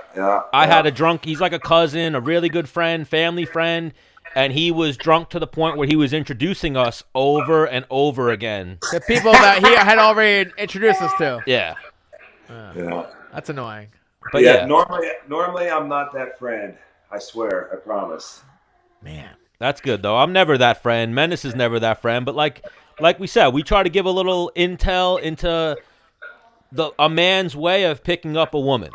Not saying me and Menace clean up, but maybe me and Menace clean up. I think like you can make a girl laugh. You can almost make her do anything, right? That's a real... Well, I feel like honesty is a rare thing in this day and age too. So if you can like convince her that you're being honest with her, I don't say be honest, convince her that you're being honest. Well, even personality goes so far. You got to have a personality. Convince her you're honest, make her laugh. For me, like feed her. Yep. Feed her. But know about the food. Like, whether you're cooking, which could be pretty, as long as it tastes good. Yeah. Or take wine and dine them. Okay. So, Jake, can you cook? A little bit. She's not only a supermodel, but she's an Iron Chef. She's beaten Bobby Flay many times in cook-offs. She only teaches me a little bit, though, because she thinks I'm going to, like, pack up my hanky and my beans and go cook my own food or something. Yeah. So in my head, I would imagine Jake's nasty on the grill. Well, that's what I was asking. I asked if you can cook, but I'm sure she can cook. Yeah, well, my point is that she shows me the Iron Chef way sometimes. So, yeah, I know my way around the kitchen. What's your best? Are you a breakfast guy? Are you, like, behind the stove or a grill guy? I mean, who doesn't like to grill a nice steak? I mean, that's always fun. Stand out there and get the good char on it. Oh, I feel the one thing I hate about grilling is, like, when I'm in fight camp, I can't have a Corona with it. Yeah. I'm so much a better griller with a beer in my hand. I'll do a glass of wine every now and then during fight camp. At heavyweight, you have a little more leeway. Yeah, I would imagine. Yeah, if it's not a calorie thing. So that, but like, dude, I'm breakfast, man. I want chicken fried steak for breakfast. Oh, damn. Steak, gravy, Damn, where are we living again right now? Like, obviously not your address. What state? We live in Florida. We're East Coast. Okay. Yeah. So you're in like Tampa area? Yep, Tampa. Yep. The pro wrestling capital of the world. What is the wrestling capital of the world? Tampa. That's where all the wrestlers live, right? Okay. So first of all, I'm from the wrestling capital of the world. It's not Tampa. The wrestling capital of the world is Perry, Oklahoma. You're from the real wrestling. You idiot! There you go. Thank you. You're from the real wrestling capital of the world. That's like real wrestling, amateur wrestling, collegiate wrestling, folk style wrestling. I'm talking about the pro wrestling, professional wrestling. Right. I apologize. You still deserve that slap. Yeah. He slaps me every episode. He's abusive. No, I need to pick it up. Yeah. Man, so many people live right around here. Jerry Briscoe is always coming over, walking his dogs, letting them poop in my yard all the time. It's like, come on, man. Damn it, Briscoe. Next time he does, you should go out, follow him, bare hand, pick up his dog shit, and then throw it at him. That would send a message like, yo, don't fucking leave your dog shit in my yard. Right? If you barehanded it? But he's a Hall of Famer, But you barehanded it. That, like, in his eyes, if Stan took his bare hand and grabbed shit that was still warm and threw at me, I'd be like, whoa. You're a sicko. You're a sicko, but I think I respect it. Yeah. Unless it hit me, like, near my mouth, then I'll be pissed. It'll probably definitely scare the dog. Or if I had a white shirt on, then I'd be pissed, too. So October 25th, who's your next victim? Do you even know his name? Yeah, Anthony Garrett, big old country boy. Seemed like an ex-football player. I think he's got 6 pro fights. Loser. Yeah, he's in some trouble. I mean, he's a little bit taller and bigger than me, so it's going to be a test in that regards. But we're out there to make a statement. I have not been in this good a shape. I know everyone says that when they're in fight camp, but it's like ridiculous how good a shape I'm in right now. It's a lot of fun. So your lady is not complaining over there, huh? I'm actually sleeping in the guest bedroom right now, a little bit in the doghouse. Well, wait a minute. What'd you do? Training camp. Someone just walked behind you, or am I glitching here? Yeah, I saw a little one. No. Oh, there we go. Who's that little guy? That's my ventriloquist dummy. Wow. How many kids you got? I got 2 kids. Knox is turning 8 in about 9 days, and then my baby girl. In 8 days. Excuse me, guys. Dude. And then, Okay, when it happens. Get him in here, dude. We'll talk to him. he'll be here all night. How much time you got? All right. We got a little time. We love even talking about the kids. I have no kids. Menace got kids. Yeah. Yeah, I got an 8 and a 4-year-old, man, and I just love it. That's the best part of fighting for me is that I get to be home because I train here during the day, and then I'm home with my kids, pick them up, take them to school. Right now it's the best. Where are you training at in Florida? So my main training is at Ybor City Jiu-Jitsu Club. We do a lot of sparring there as well.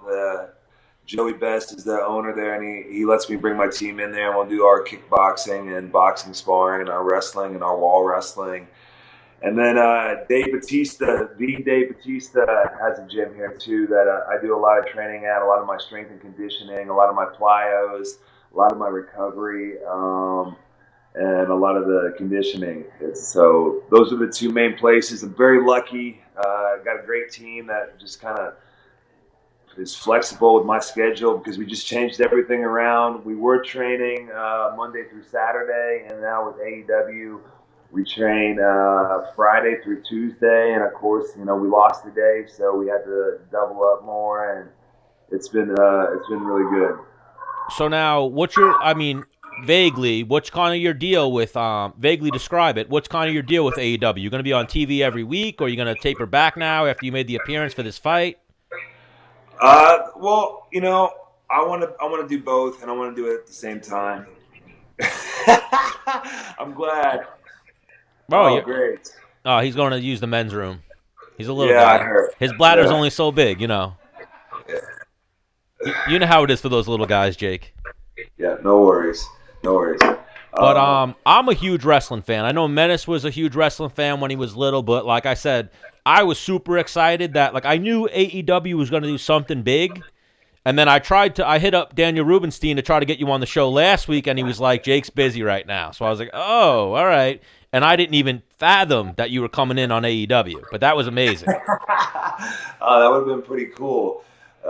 Man, I'm so excited about what we're going to do and how we're going to do it, and just the future. I don't think there's a way to lose. I think all the wrestling fans are so excited about all the different choices they have, and it doesn't really feel like a war to me, not yet. I mean, I have a different mindset, but it's very exciting. Oh, like a for new sure. Man. I feel like a new man. As a wrestling fan, I'm super happy to see you back. I was always a fan of yours growing up, and not that you're an old guy. I know you. I don't want to make Jake Hager mad, but I was always a big fan of what you did.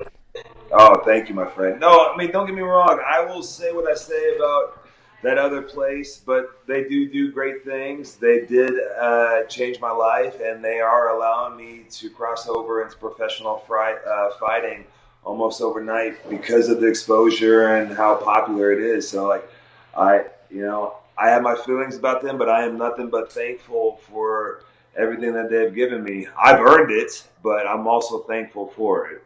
Oh, for sure. And even that's why, like, so I always liked, like, the Ken Shamrocks, the Steve Blackmans. And then that's why I even took to you when you started wrestling, because you're legit. You were an All-American at Oklahoma or Oklahoma State? Oklahoma. At Oklahoma, which is one of the most legit wrestling programs out there. Yep. So I fucks with you, Jake Hager. We're big fans here at Menace and the Man. Thank you, man. Thank you. Before we let you go, what is your go-to drink? What, alcohol? Yeah. Well, you know what? I used to be a big rum drinker. I like Okay. a lot of Sailor Jerry. And I like a little sweetness with it. I'll do either a Dr. Pepper or a Cherry Coke. And mix that Stan with the loves rum. Dr. Pepper. Poof, live on Dr. Yeah. Pepper.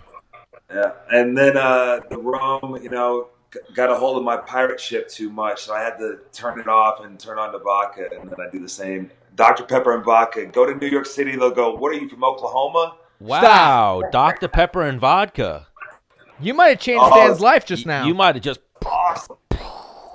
You just opened up my horizon with that one. Now, would you go vodka and diet Dr. Pepper? Or is that... regular. Full-blooded. Okay. Hang on. Hanging. I don't know what's going on. Nobody does. Sorry, guys. It's this poor connection. No, it's fine. No, we still got you. So, would you lose us? I can hear you just fine. So if you still got me, yes. Yeah, we still got you. I could see how you'd want to see this. Nah, we're no Jake Hagers over here. Yeah, you ain't lying. Look at those golden hairs. Come on, guys. You're far too kind to me. Look at those golden hairs. Ugh. But yeah, Jake, we appreciate you for the time. Thank you for joining us, and yeah. we'd love to have you back on again in the future. I'll talk to Daniel, hook it up, and I'll be watching AEW tomorrow night. Hopefully, I see Jake Hager on there. So now you're wrestling as Jake Hager, right? Yep. So it's official. Fighting as Jake Hager, wrestling as Jake Hager. It's easier that way. What's that? It's easier that way. It's just one fan page. Yeah, it is. I'm not going to lie. I'm going to miss the Jack Swagger name because it's just an awesome name. I don't think I ever was cool enough for that name. But I disagree, but... My man, I like you. All right. So we're just going to put, it's just Jake Hager right now. And that way, like you said, it's easier. And Can you combine them? Jack, Swagger, Hager. You could be The Swagger Jack or Jake Hager. Yeah, you could be the Swagger Jack. That's pretty good. I was thinking about as far as fight nicknames. Now, don't hold me to this, but let's just test this out here and see what you guys think. Okay. Jake Evil Hager. But evil, like Evel Knievel with the E in it. But hang on, so would you come out in like an Evel Knievel getup every week? I would love to. Cape, helmet on, stars, long white gloves. Yeah. I don't know if I can wear white as a heavyweight. I might have to do the blue first, but Very I well. think it'd look great. I don't think you're lying. Bro, make that like your wrestling gimmick. Try a new thing every weekend. So like you try come that. out and do like a stunt into the fucking ring. Oh, wow. Like a motorcycle, like just lose it into the crowd. Nah, that's a big insurance thing. If you guys don't like it, I appreciate it. You can just say that. You don't have to hurt my feelings over here or anything. Nah, when you're 6'7", you could pull off a lot of funny shit. You could definitely pull that off. Oh, no. Oh, not a motorcycle, like a miniature bike. But you need to bicycle. He comes down. You could pull off Jack Evil Hager if you came out in the USA onesie with the USA zipper down onesie. And then we'll have Menace in my sidecar. Ooh, that's what I'm talking about. I will be like, dude, send it. We don't have enough speed. Hit the ramp hard. I'm just gonna hang on tight. And then you just get to the ring, and when people are like, oh, my God, what is Jake Hager going to do? You just pick Menace up and throw him into people. Yeah. Hang on. So this is actually kind of weak, but I'm going to say the story anyways. So I had a homie in Pennsylvania we would ride bicycles with, and we decided to put a banana seat on our bicycle. And I think his tire had a flat tire or something like that. So he was on the back. So there was this ramp by the gas station that we'd always hit. And he was on the back. And I was like, dude, I'm going to hit it. He's like, all right. So me and my buddy on a banana seat bike hit this ramp, and we fucking ate shit. And it was concrete on the other side, so we were all fucked up. No helmets, of course. That was, this is late 90s. Who were... Helmets are for pussies. Yeah. Well, it wasn't against the law then. So. Yeah. All right, Jake, you're the man. Thank you for joining us. We'll be watching October 25th, Bellator. We'll be watching you beat up your next victim. And again, we appreciate you for the time. Thank you, boys. Ooh, I like that. I like the combinations. Woo! There you go. Next combination's on your face, Stan. And thank you for the advice. Thank you for showing us your smoke show wife. Thank you for the advice for our following. So everybody, if you want to learn how to pick up a supermodel, listen to Jack Swagger. Listen to Jake Hager. And if you want your woman to get a body like that, she's actually an online fitness coach, CatalinaTechnique.com, baby. Boom. Your wife can have that body. Catalina wine mixer. So what'd you say? Catalina, one more time. CatalinaTechnique.com. CatalinaTechnique.com. Stan will put that in the bottom of the show. Yep. That's awesome. You guys are the best. You're the best. Thank you for joining us. You're the man, Jake. All right, see you guys. Peace, bruv. Yeah, Jake fucks. Oh, my God. He fucks for sure. I feel like that's what we need. We need to get you and him in the same room drinking, and you guys would be best friends, and you'd be his next professional wrestling partner. This fucking Ring doorbell I just put in is pissing me off. It's killing you. I hear it buzzing constantly.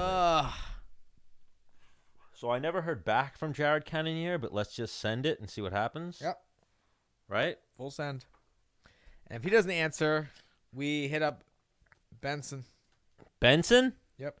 All right, we can go for that. And then we got your boy. I haven't talked to him in a long time.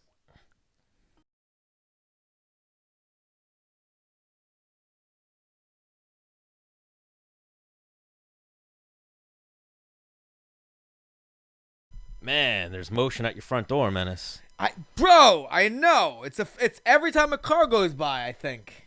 Yeah, so I gotta change some shit. you got some crazy shit going on. Cause not that many people walk by my house. But yeah, how can we hear him so crisp in the headset, but apparently it's not going through on the audio? Stan, I barely know how to tie my shoes. You think I know how to fucking... Bro, Why? Don't sell yourself so short. You're Yeah, about to become Jake Hager's new tag team partner. Yeah, you're right. Yep. Jared, give us 1 second. There we go. Now we got you. Can you hear me now? Oh, can you not hear me?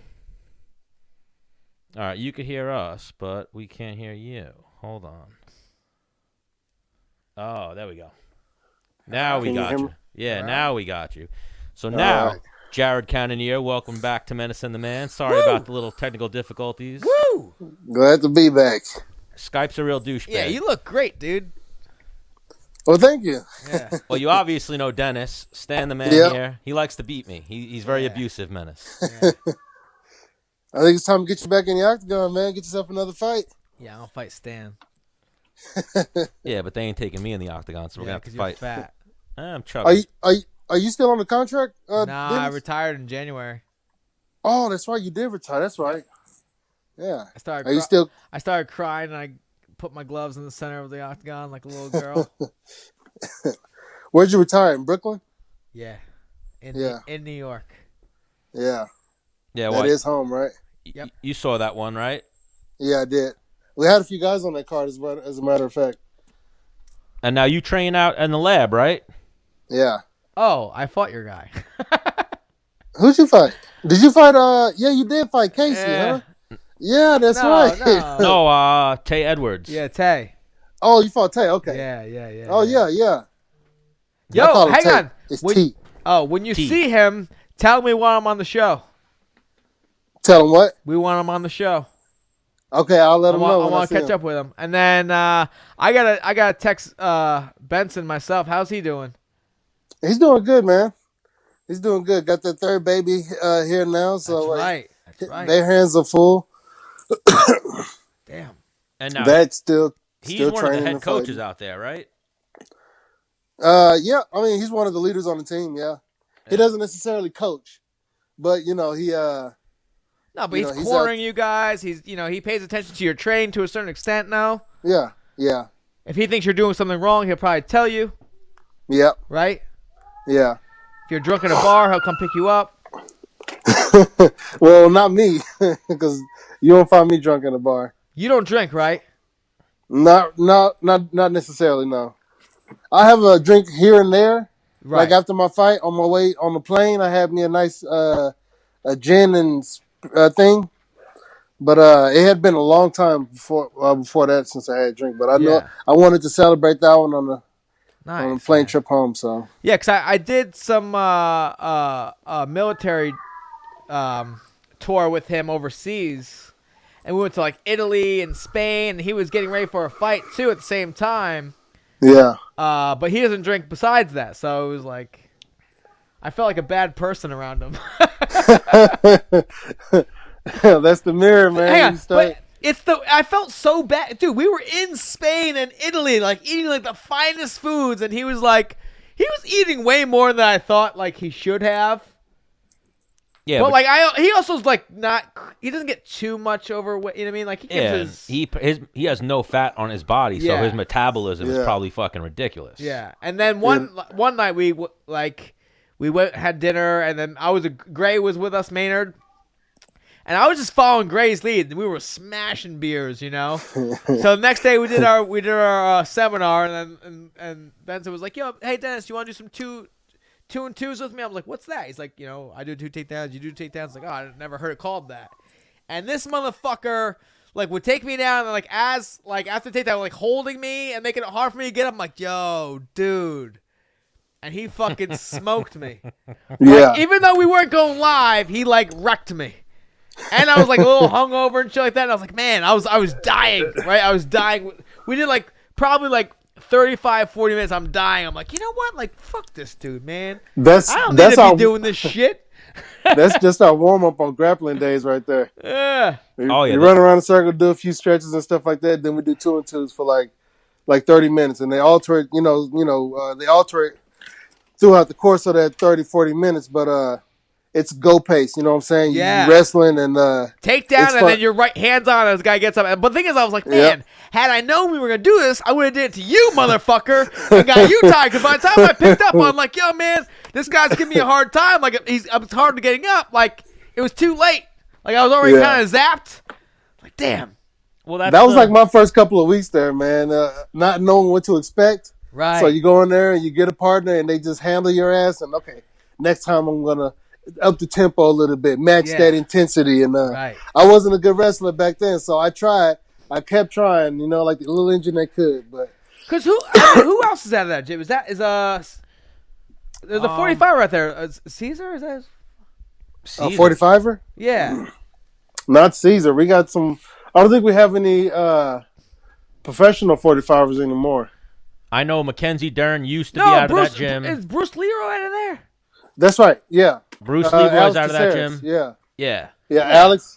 We got a bunch of guys. I forgot Alex is a 45er. Yeah. I'm like, God damn, this guy. Yeah, they got. We got a bunch of, but it's some good wrestlers. There's a bunch of really good wrestlers. James Nakashima is a really good wrestler out of there. A bunch of guys who aren't really on in the limelight as far as being on the pro circuit go, but they're making their way up there. But these are really good high level wrestlers who I'm learning a lot from. So I'm getting better just working with, being in the same room with them. I'm getting better. That's what the fuck's up, my dude. But my brain, and now I'm looking on their Instagram, I'm not seeing anyone other than Benson and the Killer Gorilla, but I know that they do have a lot of high-level guys. Yeah. We got a bunch of guys who wrestled at collegiate level wrestling, you know what I'm saying? And James Nakashima is one of them. I think he wrestled at, was it Nebraska? He wrestled at. Mark Martin, who wrestled at Ohio. And that's John Crouch, right? Yeah, at the Lab. Yeah, so one of the more underrated, underheralded coaches in the game. Yeah, Coach is the man. He knows exactly what he's doing, and I moved down there and put my career in his hands, and he's come through this, big time. So I appreciate him a lot. Oh, and you've been killing it. You have a win over arguably one of the greatest of all time in Anderson Silva. And now you just smoked Jack Hermansson, who was one of the guys touted as the next guy at middleweight. Yeah, they were trying to build him up tough.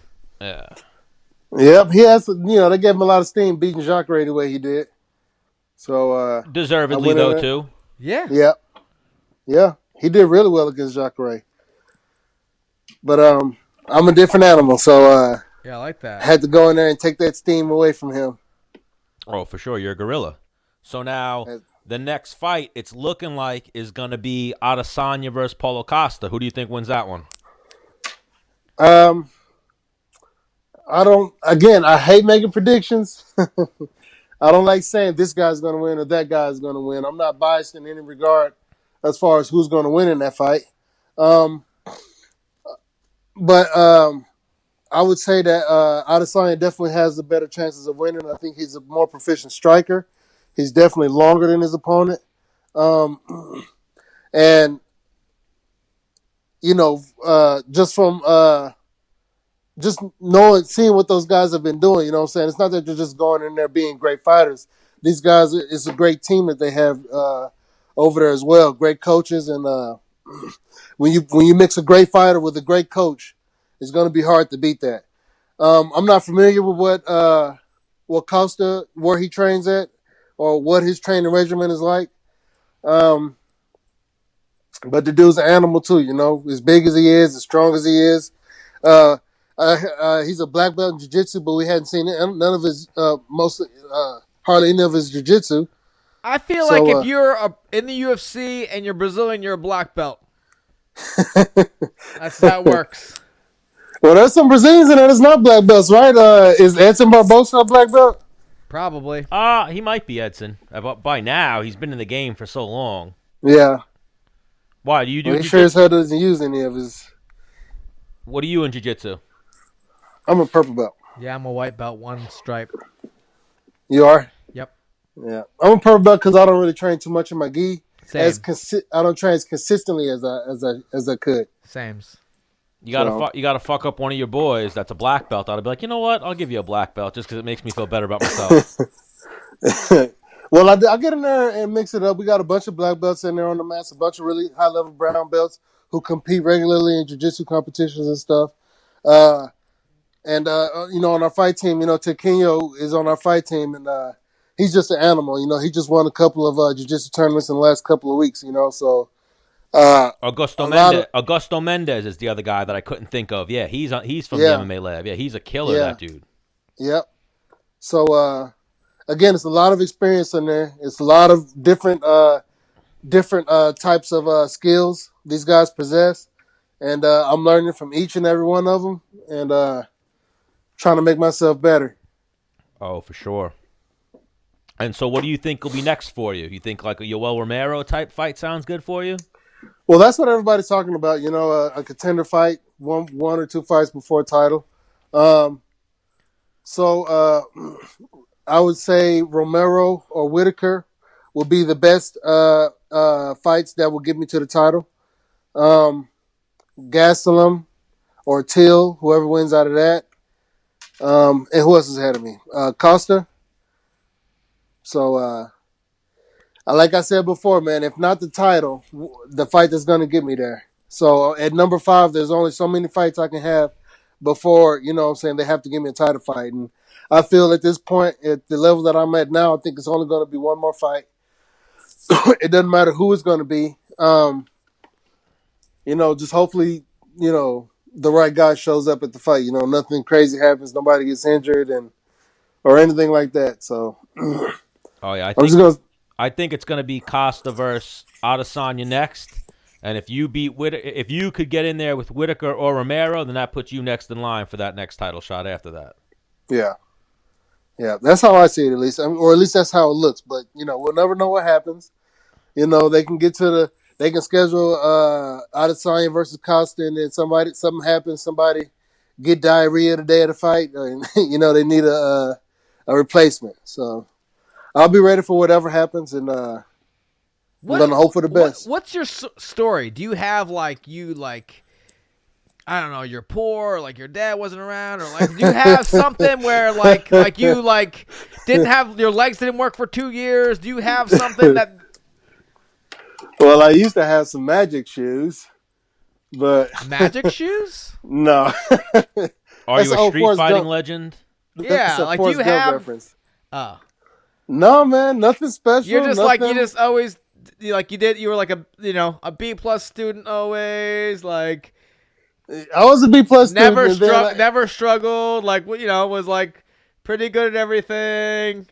No, I had a pretty good upbringing. Pretty clean upbringing. No trouble. No, not too much adverse. I didn't grow up in the hood or anything.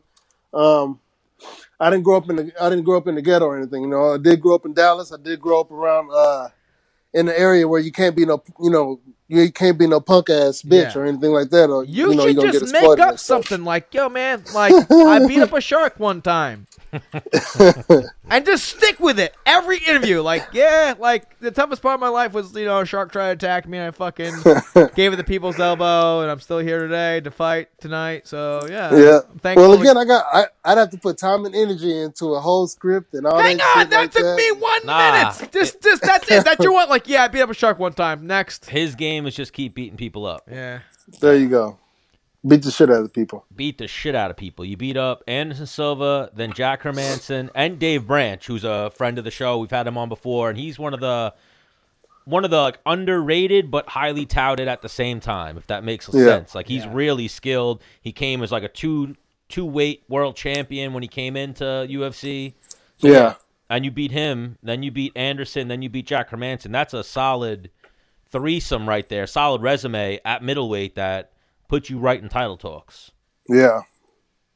So it's been a very fortunate series of events for me. So I'm going to take full advantage of it. And again, I'm ready for the position that I'm putting myself in. I'm ready for all the challenges that's to come, and I'm excited to see what happens next. Oh, for sure. Well, we want to get you back on the show. The way you said Lou's trying to book you other interviews, just keep coming on Menace and the Man every week. Because we fucks with you. And then we'll figure out. Now we realize, because that's what I tried to message, like whatever her name was, Jeremiah or Jessica, Jeremiah, whatever her name was. I messaged her, like, do you have an iPhone? She never got back to me. Then we called her, and she was actually really rude. But Jared Cannonier is not rude. He's the man. Yep. One of our favorite guests. Down. Who you yelling at, the kids? Yeah, of course he is. Yeah, my kid. He keeps carrying his cat around. He's about to get clawed up. Yo, I used to stay scratched up because I wouldn't leave my cat alone. He is scratched up, man. His hands, his feet. Well, how's he going to learn? It be pissing me off, though, man. I don't like these animals. I don't like bringing these animals into my house.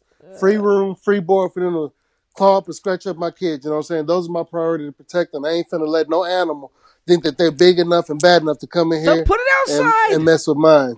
Say what? Put it outside. It's a cat. Well, shit, man. I would, but that's a quick solution. It's an expensive cat, though. So. Oh, we got those Savannah cats? Oh, hell no, not a Savannah. It's a Bengal. Okay. Oh, so you have a mini. Yeah, but mini you're probably tiger. doing pretty well. Huh? Your main event now. You're probably doing. And I would think, did they give you got a bonus for beating up Jack Hermansson? Yeah, no, he did. Yeah, I did. Oh, yes, you got that bonus check coming. Yeah, but he gets taxed on it. You got to pay his trainers on that. I get it. Motherfucker's like, oh, you balling? You got the bonus. Like, no, dude. Yeah. That's why I pay my bills. I gotta pay him, my manager, and I gotta pay tax on that. This shouldn't even taxed yet. Yeah, not to mention I gotta pay taxes in Denmark and then pay the taxes on it back here in America. I wouldn't pay tax in Denmark. I would just be like, I'm not fighting there again. Weird. Yeah, arrest me. Send people to come get me from Denmark. They'll come. Well, they'll probably come and get my ass. Yeah. You beat up Jack Hermansson, they'll be like, nah, we're sending a crew. Yeah. We'll take that motherfucker down. Fuck that. They can try. We appreciate your time. We'd love to get you, like I said, back on the show as soon as possible, next week, the week after, because we had a little bit of audio difficulty before. We want to get the Jared Cannonier story. Yep. Obviously, you and Menace have a lot to talk about, both being professional fighters. Yep. Yeah, man. And then, tell T, tell Bruce Leroy, and tell Benson I'm coming for all of them. I want them on the show. I'll let them know, man. All right. There's a lot of people who want to get Ben on. He's just hard to reach, I guess. Well, we were gonna if you didn't pick up, we were gonna start pranking Ben. Yeah. No, hang on. If you did not pick up, I was gonna call him next. No notice. Oh man. Yep. So. And then he would have answered, been like, "Yeah, Menace, you remember that 2-2." No, I think Ben is probably getting on the match now. Oh, Lord, yeah, he ain't answering that shit. Yeah. Yeah, he's about to be on the match. Yeah, I'm about to leave here too. Don't stand. Well, all right, Jared. We appreciate your time. Thank you again for joining us, and we'll talk to you soon. All right, guys. I appreciate you having me on. All right, player. Until Thanks next for coming time. through. Yep. All right, guys. Peace. Hang up on him, Stan. I am. Who you got hitting you up that you're trying to get out of here? You know how I do. Oh, I do know how you do. I do know how you do. Yep. So we're going to do 15 with who? Dorino. And then we're out. Oh, fuck. Why do you hate life right now? 'Cause, dude, I was scheduled for 5 to 7. No, I told you we had Dorino at 7 o'clock, and we ran over even with Dorino only because we messed up the audio with... Can't we just push him?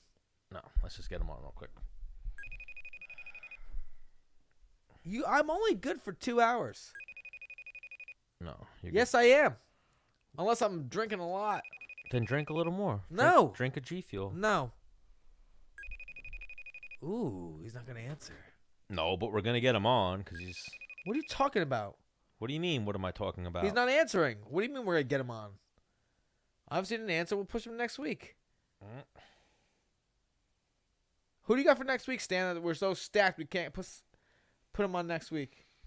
Do you know who I spoke to today that we don't have for next week, but we have for a future episode because he's going on vacation today? Israel Adesanya. Oh, dope. Was going to come on. All right, that's in 2 weeks. I don't know when it's going to be, but... No, he ain't coming out. You're talking your ass. Episode 50. Let's get Gilbert on. We want to give the fans a nice little stacked lineup. You just called him and he didn't answer. So we'll give him a moment to get to his phone. And if he says, no, I'm not good, then he's not good. Have you been texting with him? Yeah, all night. Oh.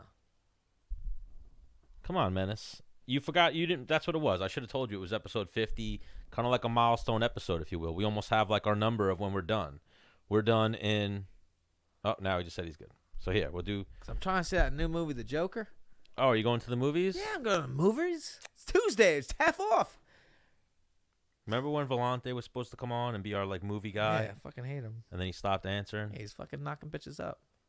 What a jerk. He's knocking bitches up. Oh, man, though. That's like, when I think of that, I'm like, man, another one bites the dust. Because I feel like he was a fellow Coxman, if you will. Well, like, I would see him and know what he was up to. And now... Yep. He's pretty much married once you have a kid. Yeah, he's married as hell. Yeah, that's like life. Imagine he didn't answer. After he just said you good? No, he's good. Dorino! What's up? Que pasa, muchacho? Turn us horizontal, dude. Go horizontal, Dorino, and you can get both of us. I'm sure his phone doesn't do that. Are you driving? No, he does. He's an iPhone. My wife's driving. There you go. Yeah, I like that. She's a black belt, right? Yes. Black belt? Black belt. Yeah, I love that. Man, so you guys might be one of the most badass couples out there. Yeah. Who else is there that has 2 black belts in their family? We got, my wife is a black belt, my younger brother is a black belt, my older brother is a black belt too. Oh, so your whole family's black belts. Who's the highest ranked black belt? Me. That's right. And besides me, my dad's karate. He's karate black belt. Yeah, but who's the real black belt? You know what I'm saying? Yeah. Did you give your wife her black belt? No, that was her professor, Casquinha, the guy from Costume Gracie in Rio. I like that. Well, Gilbert, welcome back to Menace and the Man. My pleasure. I don't know if you remember, we had you on back in January where I just interviewed you and Menace was training. Oh, that's right. Yeah. I remember that, and I remember a couple weeks ago when I just show up at Robbie on interview. Yes. Yeah. The greatest cameo in the history of Menace and The Man. Oh my gosh. Yes. Yeah, it was up there for sure.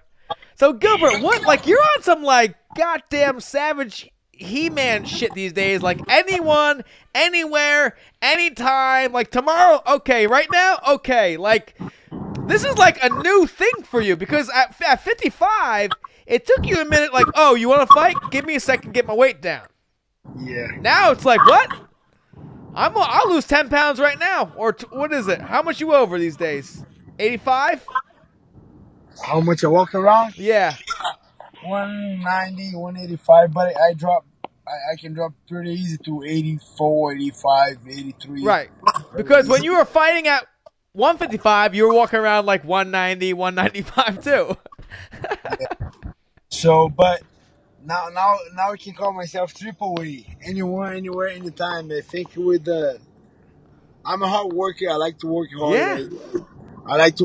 I'll work it. All these guys at the gym, I really like to work hard.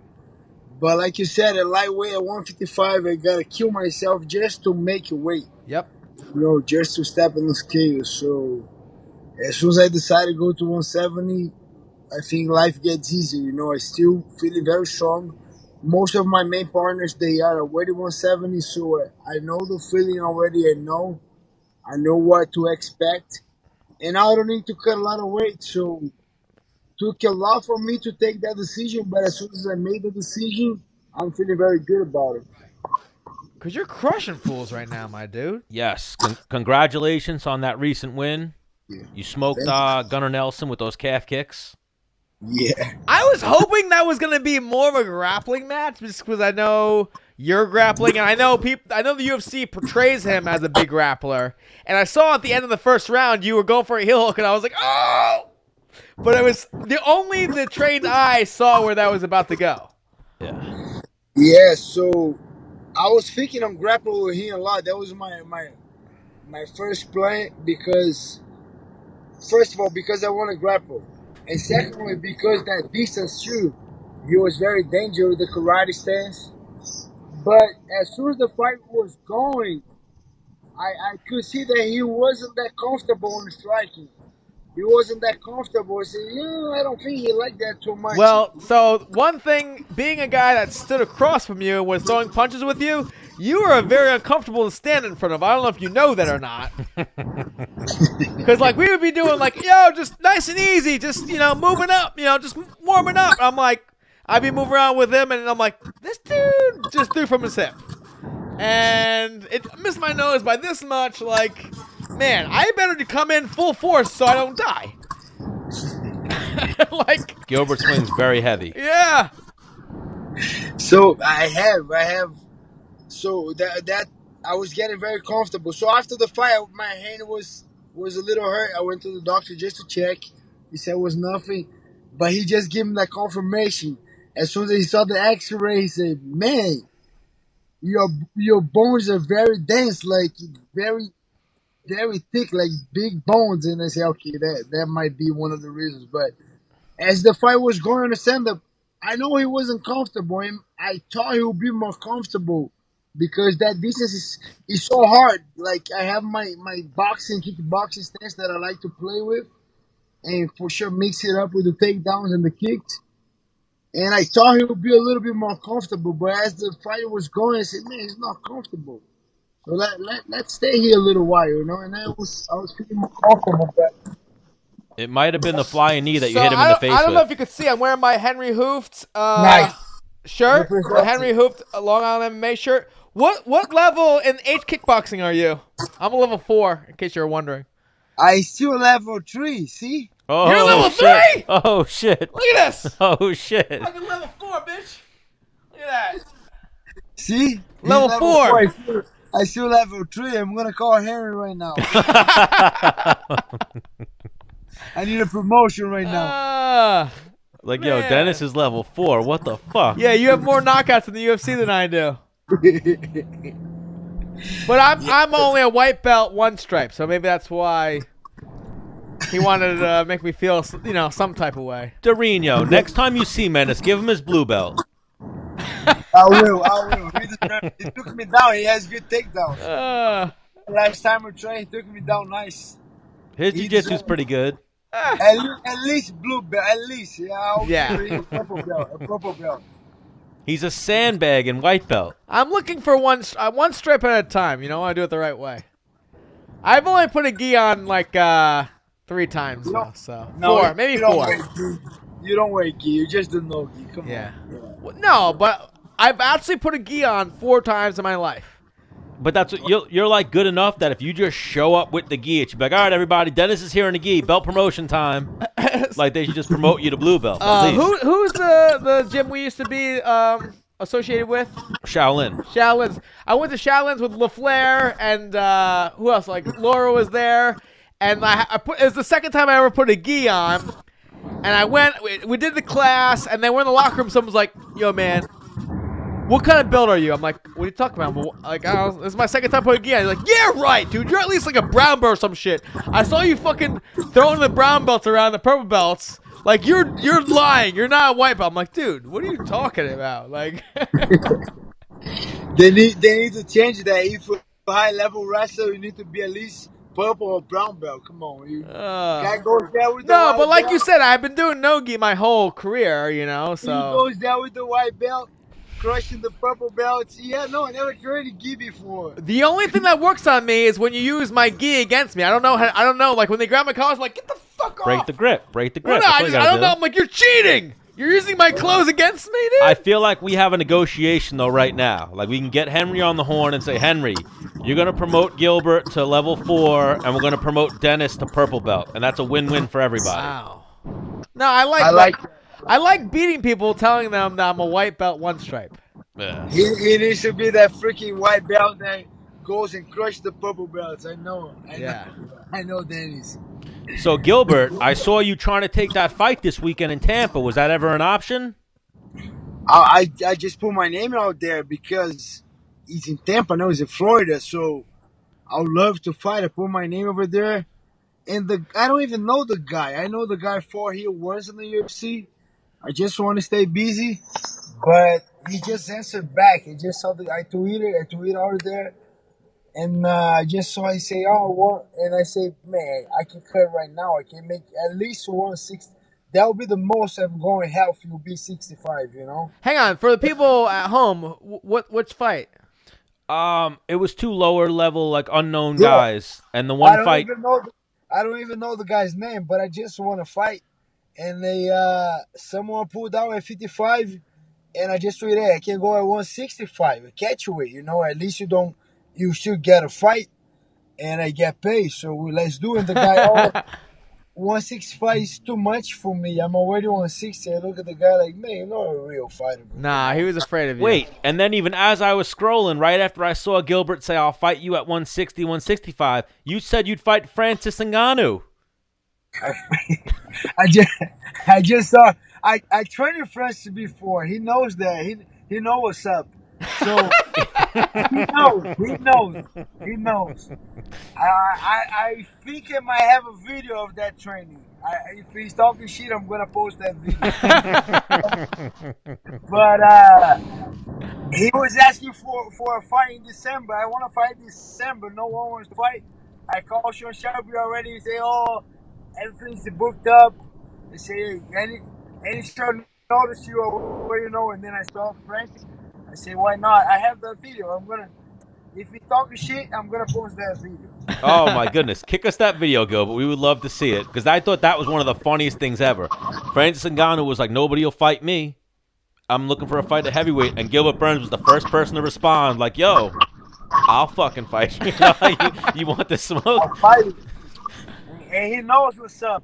I still, we train. I know it's a trainer. We cannot talk too much, but I next time we train it on the next session, I need to take it easy with him because I heard him on that training and I have that video. Love it. So what's next for you? You're just hoping for the next thing that you can hop into, right? Yeah, so next for me right now, I got those 2 weeks notice mandatory from my coach. I was doing too much. I'm already lifting a little bit, doing a little stuff. Next week I'm back on training, and next will be I'm going to Singapore to help out Michael Johnson to his fight. Then I'm back. I'm going to New York to Who's help Michael Johnson got next? I don't know his Steve name. Ray. Stevie Ray. Stevie Ray. Okay. So I'm going there to corner Michael. Then I'm back. I'm gonna corner Vicente. Vicente's fighting Wonder Boy in New York. Then I'm going to Brazil as a guest fighter, but I'll be training. I'll be ready. I've been asking for a fight, being annoying. Yeah. Ali, my manager. So I don't know right now. I think I'm just gonna go back to the basics right now. Do my pre camp that I love to do. Do a lot of jiu-jitsu, a lot of wrestling, a lot of boxing and kickboxing, and I hope something come up in December. If not, I know those short notices will come because a lot of accident happens on the camp. People going crazy. They don't know how to cut weight. Sometimes they pulled out, and I'll be ready to get that short notice. I just saw today my name was in the top 15 ranking on the welterweight, but still that doesn't mean nothing. Right. I knew that will come, but those ranks I have no control. Someone fights good on Saturday, they put their name over there, so it's nice to be that recognition from all my hard work, but people are too satisfied in just to be on the ranking. But I still hungry, I think I'm gonna stay ready. I'm not sure notice will come. I'll try to show up and keep doing what I'm doing. Do you like these short notice fights versus having a full camp? Or there's the pros and cons to each, obviously. Yes. I like both. I think the thing with the short notice, if I'm ready, if I'm training, you don't need to worry too much. Right. Right.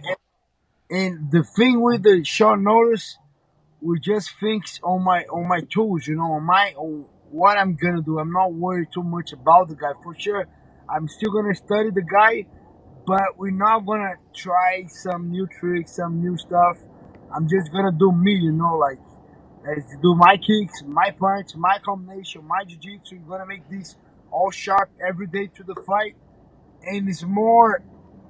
To be honest, it's even more. I can enjoy it a little bit more. I think, like, just let's go there. Well, it's kind of like I don't know, if you were a fireman and you got called out to a fire, it's like, oh shit, it's going down right now. Let's go. Like for you, like, yo, you want to fight this guy next week? Like, oh shit, like, yeah, I do. I'll fuck him up right now. Like, let's go. I'm ready. Let's go. Versus that's the thing. We are fighters, we don't. If like I was talking to my dad the other day, I said, yeah, the fight's coming up. He said, yeah, but you're ready. And I think being an athlete, being a jiu-jitsu, being a grappler my whole life, doing MMA over like 8 years, is something that my body's used to with that training, with the whole thing. I don't know scientifically, but I know the body has a lot of memory. I've been training hard for so many years. Yeah. I just need to change it to press the switch and go for the fight. But my body, I never gonna be on the worst like shape, not in a crazy bad shape. My shape might be okay, good and great, but I'm a real fighter. If something come up, let's say we're going to a wrestling practice and we kind of wrestle extremely hard. We wrestle super hard, and something come up on the street with my kids or my wife, I'm gonna freaking fight for 20 minutes. I don't care. It's not like, oh, something come up and say, no, I need to get ready. Give me 8 weeks. No, we are real fighters. Right. Something come up, we're gonna freaking fight for 20 minutes, 30 minutes. I'm a real fighter, so it is what it is. But I think the short camp just give me more focus on me. A fight camp is kind of like planning a vacation you're trying to save money on. You're like, well, if we book it now in 3 months, it's gonna be much cheaper. You're like, all right, let's book it now then. Like, that's a good deal. And then you book it and you're like, fuck, can it just happen? Can I I just want to go on this vacation. I just want to do this. I'll fuck this now. guy up tomorrow. Yeah. Yeah, it's even sometimes give me a lot of anxiety going to the camps 12 weeks, and I'm ready to go. Sometimes I pick a little way before the fight, and then I need to slow down. It's just so much. I think I like more the short notice. Like two weeks is crazy. 2 weeks is crazy. It's one hell week. Yeah, but it gets you going though. Yeah, all the coaches It's like trying to kill me. I need to survive this week to make weight next week and fight.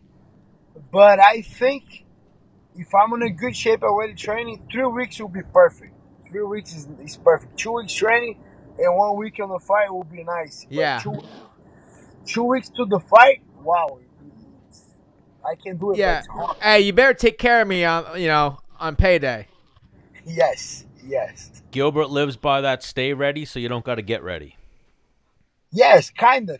We still need to get ready, but the thing is, when we fight, we pick. We go all the way to our best, and we need to go down in order to go up again. So, but when we go down, I think 10 days to 2 weeks is enough to go down. But people just go down for like a month, 2 months.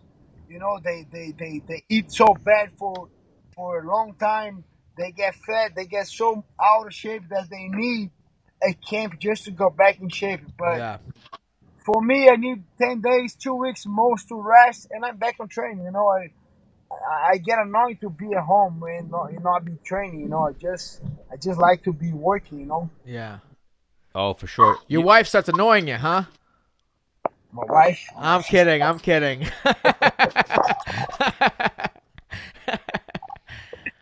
She's tough. Well, we appreciate the time, Gilbert. How come you didn't go out to L.A.? I figure you're one of the biggest names at Dominance MMA. I was going, but I just got those 2 fights back to back. I was in Canada helping. Family time, Stan. Family time. Helping Chess Kelly to his fight, so I just need a little time off with the family. Just relax a little bit. Even call Ali. If you really need me, I go, but please let me tell I don't need to go. I need to stay home a little bit. He said, no, you can stay. So, well, yeah, that's why I'm asking. I got to make sure that Gilbert got the invite because it seemed like he was calling out all the big dogs, and Gilbert's one of the big dogs. I did, but I got to skip this one. Next one I can't, but this one I could. So nice. So here's what we're gonna do, Gilbert. You grab a blue belt, grab a purple belt, put it in the mail, send it to New York, send it to Menace. And then we'll get you back on in the future. We'll have Menace open up his belt promotion in studio. You're crazy. I'll be there. I'll be there November 2nd for the UFC for the BMF. I'll be there. So, MSG. Yeah, I'll right. send the No, belt. I'll be there the too. belt. Oh, he'll be there too. Bring the belt and let's do that shit at MSG. That's it. I'm white belt. I'm sure you've seen it, Gilbert. I saw Aljamain Sterling get promoted by Matt Serra at a barbecue. So it's like sometimes it doesn't always happen in the gym. Sure. That celebration, we're gonna get a beer and then I give you the purple belt. Yep. Ooh, I like that. Wow. You're the man, Gilbert. Thank you for the time. Let's get you back on again soon. Sure. Thank you, guys. As soon as you get the next victim, because we know you're taking fights every other week. So once you line up this next one, let's get you back on the show. For sure. I hope to get another one very soon. Talk to you guys after the fight. All right. Yeah. You're the man, Gilbert. We'll talk to you soon. Take care, guys. Thank you. So, Stan, as you know, I'm doing the push-ups for ALS. Yep. Who do you think I should do tonight? I think Jessica I, right? She'll do them. Jessica I. Are you trying to get someone that will definitely do them? Yeah. Jessica I or Frank? I don't Do know. I don't know if Frank. Do I FaceTime her while you video it on my phone, or do I just use a video on the phone on live for the show? I mean, it's up to you. Yeah, let's just do that one. Which one? You said The second one. Which is what? I don't feel like you're just gonna video me. All right, just gonna video instead of FaceTime. She might be training right now. Yeah. She has a fight in. Is she fighting in New York? Here, get over there. I don't know. She might be. She's fighting in like 2 weeks. Who's she fighting? Some Brazilian girl. Who? I don't know.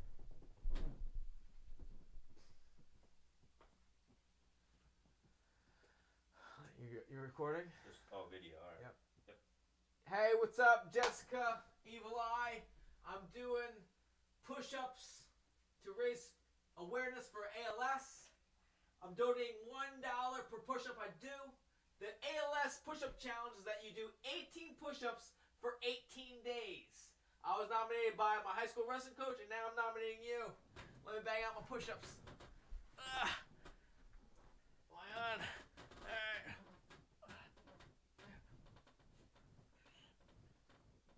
6, 7, 8, 9, 10, 11, 12, 13, 14, 15, 16, 17, 18.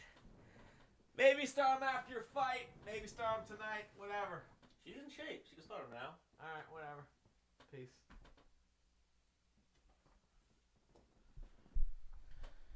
All right. Cool. Good show. 50th show.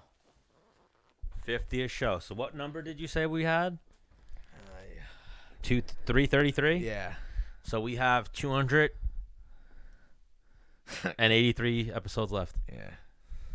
But then like I said, we can go to 200 and revisit terms after that. Yeah, so I agree.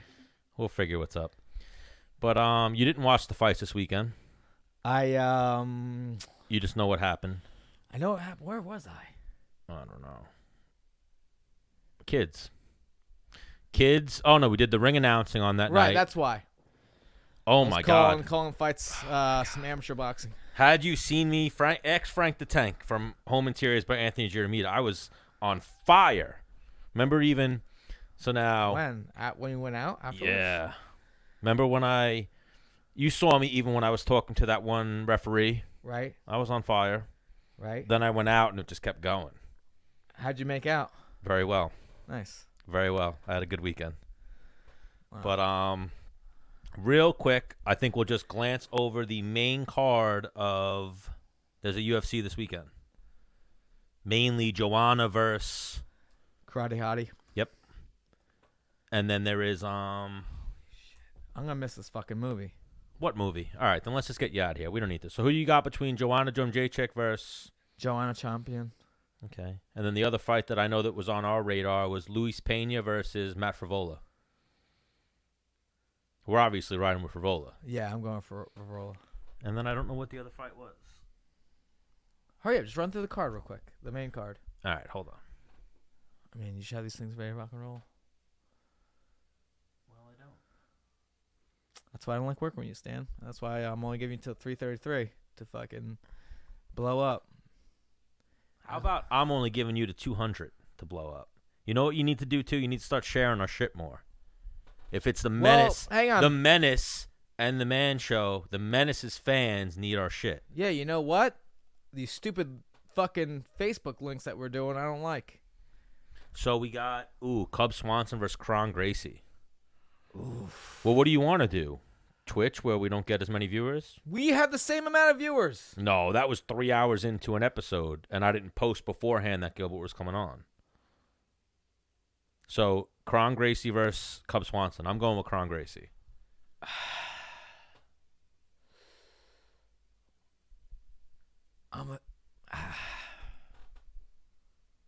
No?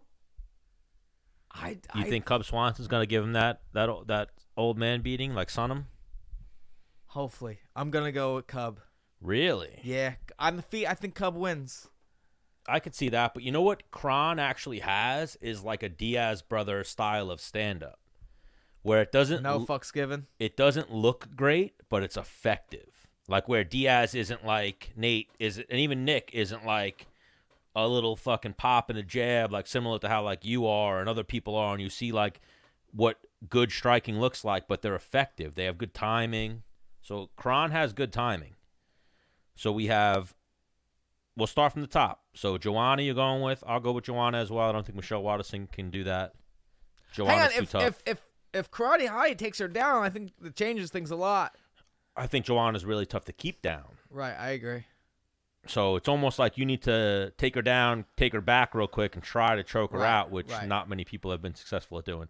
So I'm going to go Joanna, Cub Swanson. You know, we were 1-4 with our last picks, UFC 243. We didn't do very well. Yikes. So Cub versus Kron. You're going Cub? Yep. I'm going to go Kron. Mackenzie Dern makes her comeback versus Amanda Ribas. I'm going to go Dern. I'm going to go Dern as well. And Dern is coming back. She just had a kid 4 months ago. So that's what like the talk of her fight is. I'm going the other way. I noticed I did this a lot this episode. I'm going the other way now. You're going Ribas? Yep. Nah, I'm going to go Dern. I don't think Ribas. I think jiu-jitsu, all Dern has to do is get that fight to the floor. How the fuck do you have a kid 4 months ago and you're in a fist fight? It takes 6 weeks for you to even like have sex. I don't know. I never had a kid, so you know better than I do. But she's not playing games. She's a Well, lifelong martial artist. She's a high-level black belt. I'll go Dern. I'm going the other way. All right, so we got some differences here. For Vola versus Pena, we're both going for Vola. Yep. Eric Anders versus Gerald Micharit. Oh, the American. They're both American. Gerard Micharit is friends with Jared and Bilal. He's from Rufu Sport. The one who sounds more American. Eric Anders. Yep. I feel like I've picked against Micharit so many times, or at least every time that I've picked. So it's the first time I ever heard his name. I'm going to go with Gerald Micharit. And then we have Nico Price versus James Vick. Not Vic. Nico Price? Yep. I'll go with that. Nico Price is the one who beat Randy Brown. Oh, that's right. Yeah, and then I'm going Nico Price all day, actually. You know who else fights this weekend? Our boy Devin Clark.